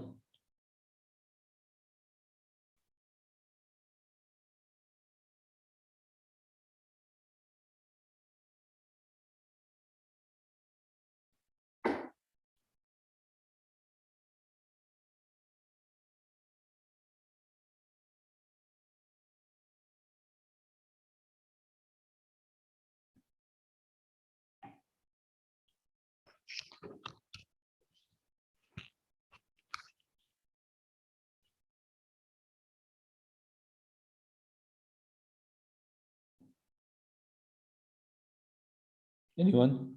How would you structure the report?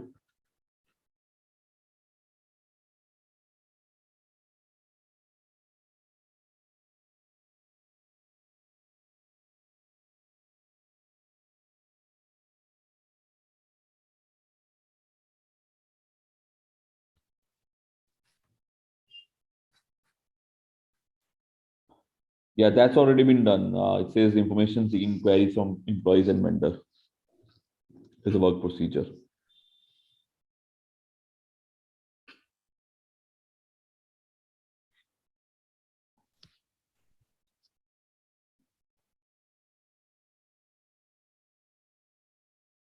So structuring should be done on the basis of the previous slide which you have showed, wherein first we need to give the background, the allegations, what all allegations have been made, and then what all procedures we have opted for, and in case we have interviewed someone, and then the list of the persons for whom we have made the interview, what was the conclusion of that interview, and what could be the outcome of that interview, as in we need to give some opinion if it could not be concluded, and any changes in the policies because of which this kind of fraud has taken place, like recommendations which you said. So that way it could be structured. Right. So begin with describing the allegation. Right. And there are two allegations. Take one by one. What procedures have been done, which would include understanding the In this process. case, I just wanted to ask, like the procedures which we have opted. Suppose we are not familiar with the terminologies of the procedures we are going for, but we know that we have to go with the interviewing. We have to check like क्या बोलते हैं, the signature. Suppose there are frauds of signatures, forging and all. So we are not aware of the terminologies. So how to go with that in that report? No, for example, if you want to get signature verified, there are people in the market who does that, right? That's, So that's those fine. handwriting experts will help you. Like I remember Chetan Dalal sir has come. He told that juxtaposition test is a test wherein those kind of signatures, forgery or say handwriting matchings are done. So this is one of the tests which we have just come across to know, and we have because we have just recently attended this workshop, so we are Mhm. familiar. But going forward, how to keep in mind that these kinds of tests are there, See, which we. they're domain experts, right? When, for example, you are a chartered accountant, right? Yeah. So your expertise is more around understanding the business model, right? Your expertise is around understanding the nature of transaction and why would and reviewing the documents. And as a chartered accountant, you can actually understand and identify the procedures that need to be performed, right? But you may not have the capability for doing handwriting analysis, right? There are experts available to help you with that. But if you say as a chartered accountant you want to do it, your report may not stand before the expert, before the court, because you are not an expert. An expert is somebody who has the education as well as the experience of doing the same thing over a number of years, right? So those experts you need to identify who would do that for you. Likewise, if there's a case of where case of market intelligence, for example, right? You may not have the requisite skills to do that. There are people who would do that. Then likewise, digital forensics. I understand. I have done FAFD course myself, right? They teach you about nuances of forensic imaging and all. But would you be able to do that? Considering the tools that are involved, considering the elements of calculating hash value, and the likewise, are you, would you be able to do that? The answer may be no, right? So there are experts who are available. But as a I would just like person, to interrupt, sir. Like you yeah. said, ठीक है, in that case, we are not the expert into that domain area. But see, any person who is not a chartered accountant but has a good idea of the financial statements, reading or analyzing or preparation even, ठीक है. So he can also do everything. But when it comes to certification, like you said, when it is like handwriting matching. So in that case, we need to get the certificate that is just for the purpose of courts and all. Apart from that, like I remember a case wherein I was just doing a start audit, and while going through the purchase orders and this quotation, obtaining of the quotations, we found I was, because I had gone through this kind of situations earlier also. So I found कि वहाँ पे the signatures, the person's approving and the person making the quotations was same, because I just had some idea about it. So it was when the person who had done this, he accepted us, yes, he had done this kind of mistake. But it is really key. So where I get you. So these are smaller things, right? These are, of course, we should be able to do it. By handwriting analysis, what I mean is, let's suppose something is overwritten. What's written beneath it, or something which was written and there's fluid is applied on it and a new figure was written all over it, right? So in those cases, or in cases where, let's suppose you want to match the handwriting, right, wherein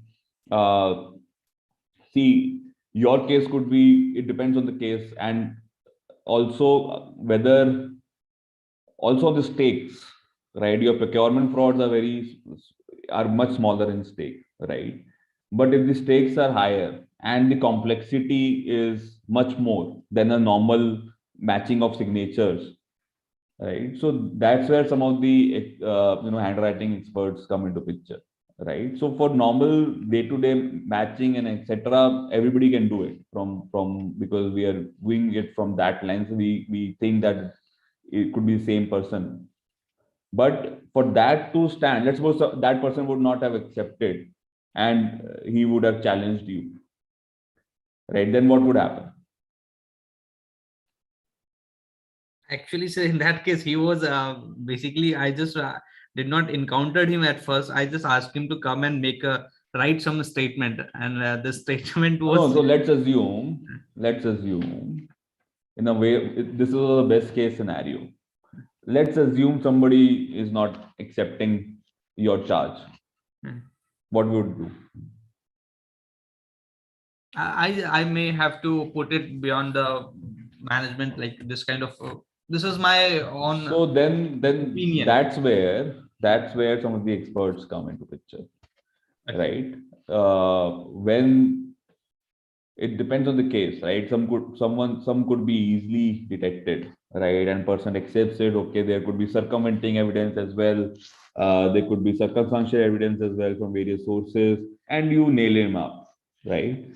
But what if that's the only evidence, right? And he's not accepting it, right? Then you may need to approach some of the experts who have been doing it, and they have various tools available with them. Because, for example, like the one that I mentioned, it was for a PSU, where in a register they originally somebody put up the figures, but then that was overwritten through a fluid, right? You could just pick out a paper and put it before light and say, okay, I can read the figures. But certainly is not the right way, right? You may be able to read one or two figures, but not the entire register like that. So there we had to involve these people who have that capability of determining the overwritten figures, right? So those cases are there, right? And just to come back to your question, you know, as an investigator, we should be aware what all is possible, right? Whether what all procedures are possible, what all things are possible to prove a wrongdoing. Once you are aware, it may not be necessary you have all these skills. That's how experts are made, right? Like, for example, I have been doing financial statement frauds. I've been doing a lot of work for the agencies. So this is my area of expertise, right? My area of expertise is not digital forensics, but I know the nuances of it. I know what keywords to run, how the data is imaged, what tools are employed. That knowledge is required for you to excel. But you can only be expert in a particular domain. You cannot be expert in all the domains.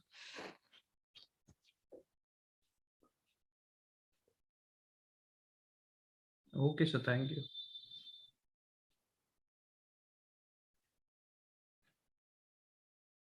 Okay, so coming back to this case study,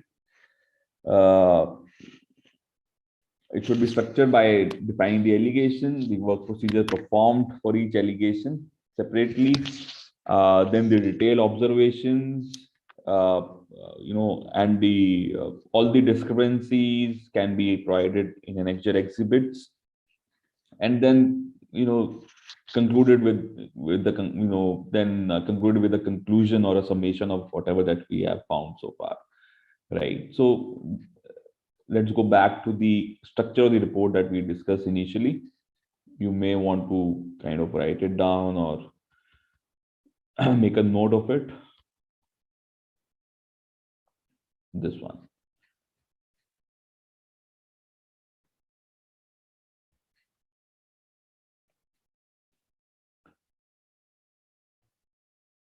Define the background, scope, procedure, perform limitations, and detail it out. Perfect.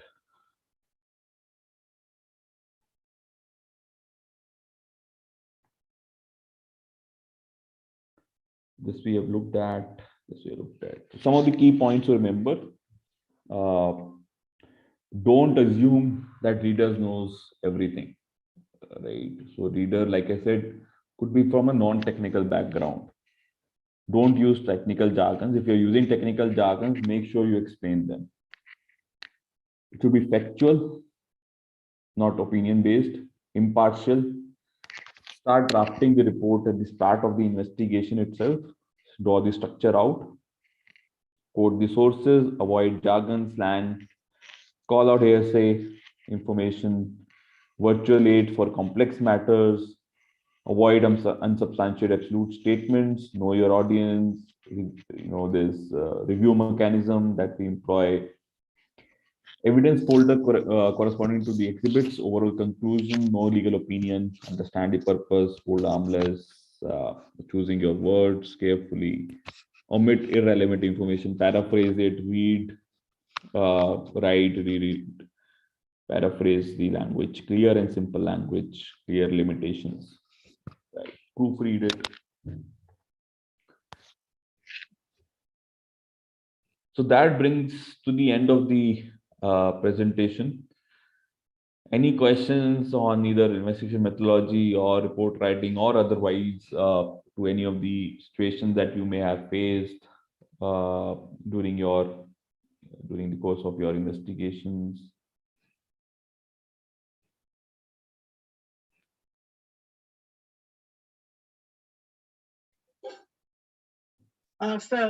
Sir, can you, can you elaborate little something about what's the difference between fraud and forgery? Fraud and forgery. Yes, sir. Okay. So forgery is forgery is part of fraud, right? So forgery is when you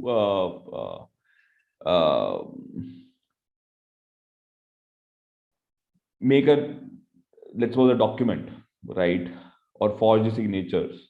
So, but it would tantamount to fraud if done with an intent to gain advantage or cause loss.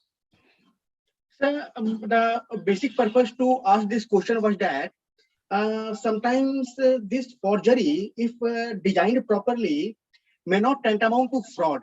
Recently, sir, this is also one of this. Can you take it as a case study only? Recently, I come across with one of the tender documents, wherein one L1 party was selected, but somehow the malintended person doesn't want to give the tender to that L1 parties. But how he can be doing, because every document is telling that this party is L1 and this award has to be given to him. So what he has done, sir, while placing the work contract, he mentioned everything that your rate is fine. But where the conclusion was that Mr. X should be given this award, what he did in a MS Word format, in a white background, he write that line in a white font, in a white color font. So if any layman or if anybody will see that MS documents, he will find that this particular portion of the page is blank. Nothing is mentioned about that L1 parties. But yes, there was something written about L1 parties in a white background, in a white color font. It is invisible to the naked eye. The malintended party was thinking that way, suppose if tomorrow something gets detected, he can say, sir, see, this award is properly drafted. Now this L1 party has not responded, so what we could do? And with that intention, he gave the work contract to L2 parties. Now L1 party was unaware, he didn't complain. And nobody can see from the naked eye that this work award contract was given to L1. And the award goes to L2. After a certain period of time, take it 6 months or 9 months, it came to know that no, the work contract was given to L1 party, but L1 party didn't respond. So, sir, what do you think, sir? Is this case a case of fraud, forgery, or what? And how anybody can justify in a court of law? See, what you're telling is a fraud scheme, a scheme to hide the incident, right? So if it gets detected and ultimately it will fall under the with an intent, right? Fraud requires an intent. There's misrepresentation. When you talk about fraud, there are two aspects. One is misrepresentation. The second is the intent, right? Whether there was an intent to misrepresent, that would, if both the elements are present, that would amount to fraud. Otherwise, if any of the element is not present, it will amount to it may not amount to fraud. It may not qualify the requirements of fraud. Suppose, sir, if nobody complains, suppose there is a fraud has event. Now it's a general type question, sir. Sir, fraud has occurred, fine. But nobody, no stakeholder, no party has complained about that fraud. So, and now suppose, so what could be the, I mean, legal course of action in this matter? Nobody has complained and fraud is there. So how could this be, I mean, put up? And who You will can put up? complain, no? If you are aware, you can complain. There could be channels to complain, right? You can bring it to the notice If I'm of not a related party, if I complain it, then somebody will tell me ki, आप who are you to complain?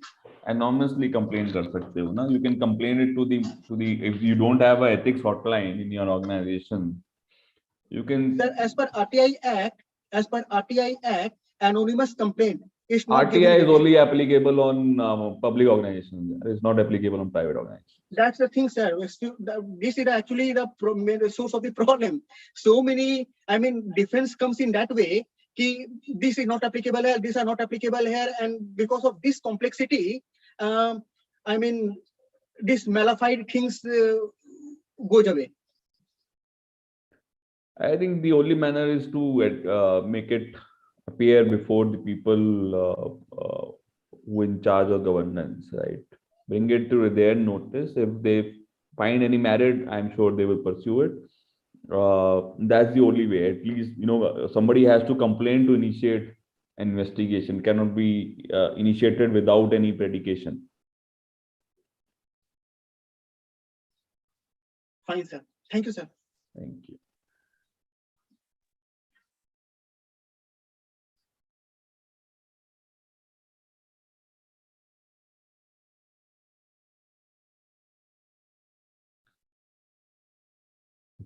Anyone else?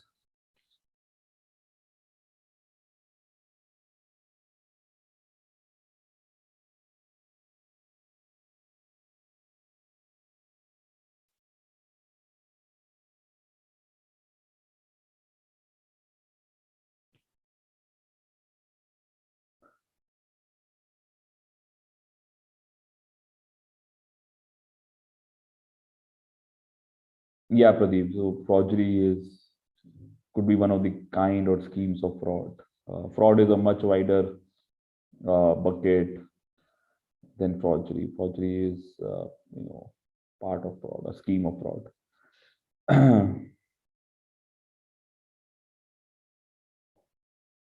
Okay, so is there any standard format for report writing? There is no standard format. Loma is what that have been developed. So it's the format that some of the organizations have developed over a period of time. So there is no unlike audit reports, there is no format to write forensic reports.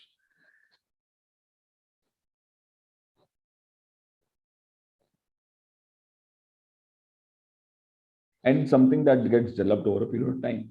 Your skills will get developed as many, as many reports that you like over a period of time. So report writing is a very difficult art. It takes years to master it, right? You understand once you start understanding the requirements of stakeholders, you start writing in that manner, right? You start writing facts in that manner, present your findings in that manner.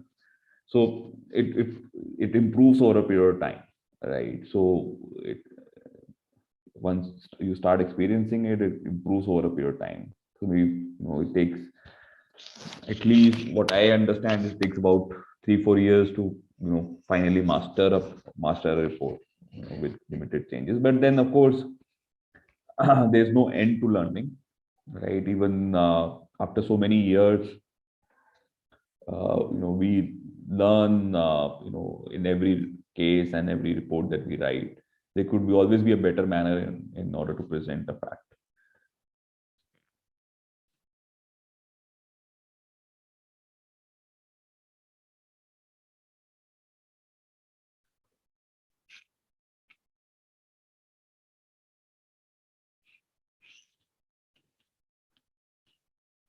Vivekji, can you elaborate on that?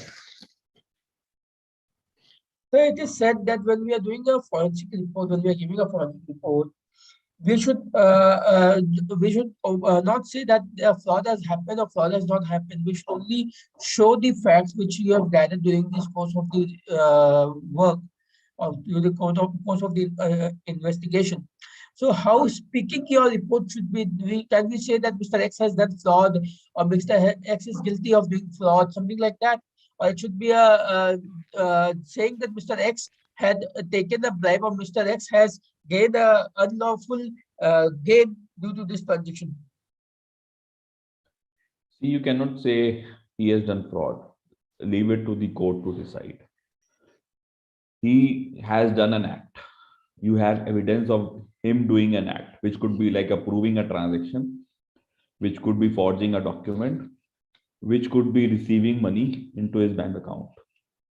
Right? These are the facts. So you can say Mr. X has received so and so much money from X vendor over the period this and this, right? This is a fact. But you cannot say Mr. X has wrongfully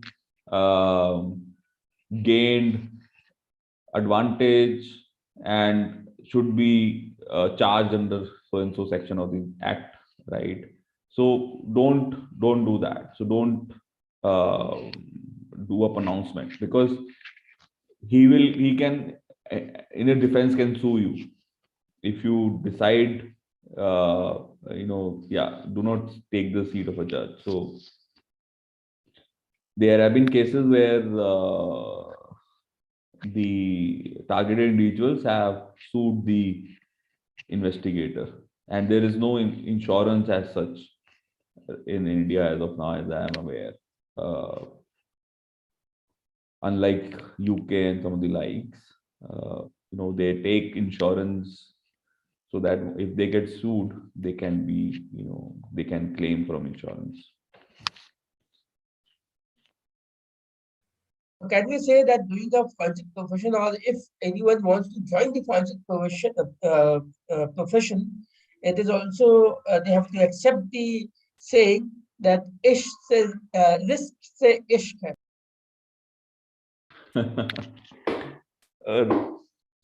Risk से इश्क है. So more is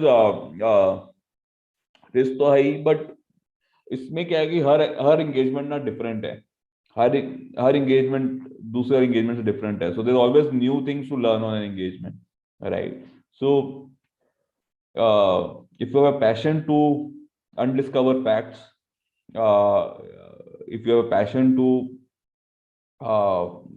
unhide the hidden intent and the like. So, and of course, this forensic accounting profession requires long hours, and it's not easy to, in most of the cases, not easy to identify schemes, right? Because right now everybody is aware, right, that how investigation is carried out. You may not get all the direct evidences now. It's always circumstantial, most of the cases. Sir, I do have one question. Sir, is the certificate course on forensic audit and this one forensic accounting and fraud detection laid down by our Chartered Accountant Institute? Is this certificate course is enough to enter in this line of forensic work, or I mean, do we need certain other degree for becoming an expert in this line? So see, this line, you can only become expert by doing it. You can take as many certifications as you want. They will help you to add credentials to your name, right? For example, in government tenders, FAFD credentials are given maybe 5 marks extra, right? But to enter this field, there is, chartered accountancy is sufficient. All others are just, the credentials that you keep on adding just to, maybe support you as you go forward, right? So besides FAFD, there is certified fraud examiners from ACFE.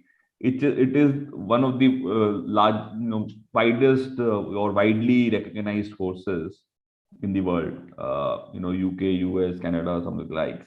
So everybody recognizes CFE. FAFD is, by our institute, equally good. So you can choose either. But to begin with, easier hanging fruit could be FAFD, and CFE could be a longer thing as you progress into the profession. But to join this profession, you don't need any qualification besides CA. So why is it so that, don't take in that way perspective, why is it so that, degree from international institute, just now you have said ACFE or something, why is it so that degree from international institute are given so much height? In domestic front, in national, in pan-India front, this FFD certification course will not be given, due weightage. No, it will certainly be given due weightage. It will be certainly be given due weightage. So, no need to go. It may not be given weightage out overseas, but in India, of course, it is given weightage. Okay, sir. One more question. Nowadays, as this buzzword of forensic is going haywire, and many corporates are afraid that anytime forensic audit can come to their door. So they are getting what is known as pre-forensic. That is, before any forensic audit happens, please come and do a forensic audit and tell me where are the gaps in documentation. So whether a professional who is doing a pre-forensic can be charged can be charged for anything, or can be charged for hiding the facts, or making documents later, and then they can there be any issue with that?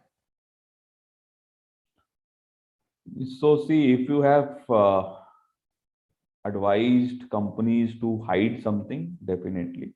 But if you have advised company to improve existing documents and policies, then it should not be, right? So it depends on what you have done for the client. so at the end of the day, you have to see now, if you are trying to hide something, helping a client to cover up situations, then you are accomplice, right? Instead of helping them improving processes and policies.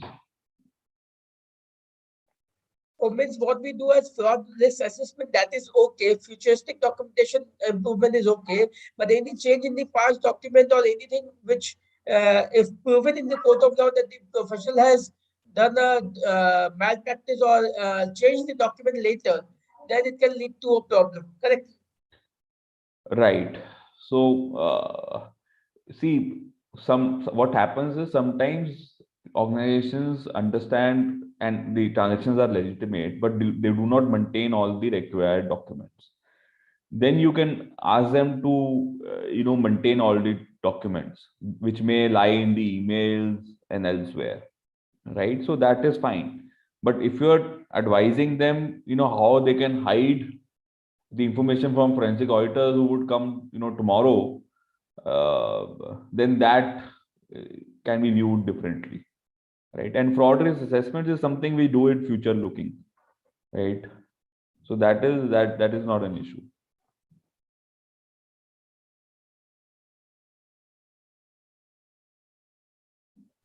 Perfect. Thank you.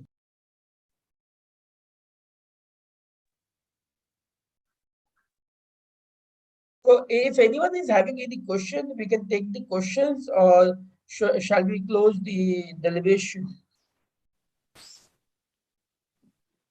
Is anyone having any other question? I think. Sir, can you, I don't know whether this question is appropriate in this forum or not. Sir, can you guide me, sir, if anybody wants to go for CFE, Certified Fraud Examiner, is there any, chapters in, in India, in Mumbai or Kolkata? There is one in Mumbai, ACFE Mumbai, which is fairly active. So, but you don't need any chapters to start ACFE. You can directly go to their website and start. Prakashji, chapters are mainly for the like-minded people to network among themselves, but otherwise, you have to just enroll online from the website, Right. give the exam, and become a CFE. Then you become the partner of the chapter or the member of the chapter, and you network with the co-CFE member. Like we have the study circles for chartered accountants. Okay, sir. Thanks a lot, Puneet, for making the deliberation so lucid. And it was a fantastic Sunday morning learning session. I would say we all have got enlightened, or I would say more having more knowledge of forensic report drafting than what we had 3 hours back. And we look forward as an association, ACAE, to create the buzzword for forensic and make people aware, because as a chartered accountant and as a professional where we know that the profession is at a bigger crossroad, forensic may be the thing of future, or I would not say thing of future, it is the present as well.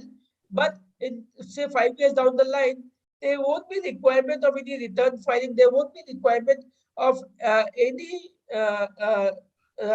return filing or any statutory audit or internal audit, because thanks to COVID, information technology has 10x leap, taken the 10x leap, and information technology leap is so important that when earlier we used to go for the take a purchase from a grocery shop, now we are buying from Blinkit or Amazon or Amazon Fresh or Flipkart. The data, the information that the information of data in the IT front has become 100x, and to do audit of that 100x, it will be difficult for layman or for the what do you say experienced or the chartered accountant practice which was there as it is. Therefore, the role of forensic, the role of data analysis, the role of data analytics, and the tool of forensic becomes more important as the systems will be in place and the management or the government or the stakeholders will like to have more knowledge of what are the loopholes or what are the bottlenecks or what are the plugins to be plugged in so that the system goes on as it is. So that was a wonderful session, Puneetji, and we Thank you. appreciate you giving your weekend for ACA for forensic specifically. And it was a great learning for us today. I request Neeraj Harodia, our treasurer, to give a formal vote of thanks to you. Thank you very much, our dear President, CA Vivek Agarwal. First of all, I would like to thank CA Puneet Grewal ji, especially on Sunday. You have given out time for all our participants, particularly on this 5 days workshop for 15 CPR we have covered in this. And your topic again, forensic investigation and drafting of report is one of the most important part of our workshop. And the way you have deliberated on practically how to go about this entire thing regarding drafting, regarding investigation part. So, sir, once again, we are very much thankful to you, and definitely, sir, we will expect the same in future as well, because the kind of knowledge you share with all of us, definitely that will that is enhancing our skills as well, particularly in all these areas. I'm also thankful to all our participants, those who have taken the pain to join this 5 days workshop, because to give the commitment of 5 days is not so easy task, and they have given the commitment, and they have taken this workshop at a very serious level, and they have attended all the sessions. So we are very much thankful to all our participants, and on behalf of ACA, we are very much thankful to them, and we request them that if they are not member of ACA, they can become member of ACA. I'm also thankful to our president, CA Vivek Agarwal, whose brainchild is to organize this 5 days workshop on forensic accounting. Till now, we were thinking only on auditing part, but the way he has taken this entire topic at such a vast level, where 5 days workshop is, I think, all give a big round of applause to our speaker. We must give a big round of applause to our all participants and a big round of applause to our president. So once again, thank you very much to each one. Thank you, Neeraj, and this is a e-memento which will mail to you, Puneet ji. You can just print it and get it laminated, and it will find a prestigious space in your office. During this COVID, we have started with the e-memento, and we are really thankful again to Puneet ji for accepting our invitation in his busy schedule, and he has given his weekend to us, an important time to get recharge, as I was saying at the starting of the deliberation. Thanks a lot, and thanks Thank to all you. the participants, because without them, this would never be a successful workshop. Thank you, everyone. See you again with a more detailed discussion on forensic reporting, investigation, and forensic and accounting standards, forensic accounting and investigation standards, FAIS. Please remember, friends, there are 23 standards issued by ICA, and most of us has worked very hard for those standards, and it is the first organization or first institute throughout the world which have issued this standard. So requesting all of you, please go through these standards, and you'll get whatever the speakers have talked about. I was a bit taken aback, people not asking to Puneetji what is hypothesis, as he was talking about various hypotheses and various scenario making. All those are discussed in those standards. So please go through all the standards issued by ICAI, and you'll have a really good journey with this forensic accounting field.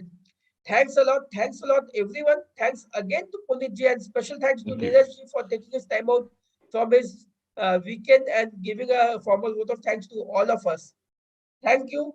Thank And you. keep that meeting over here. Thanks a lot.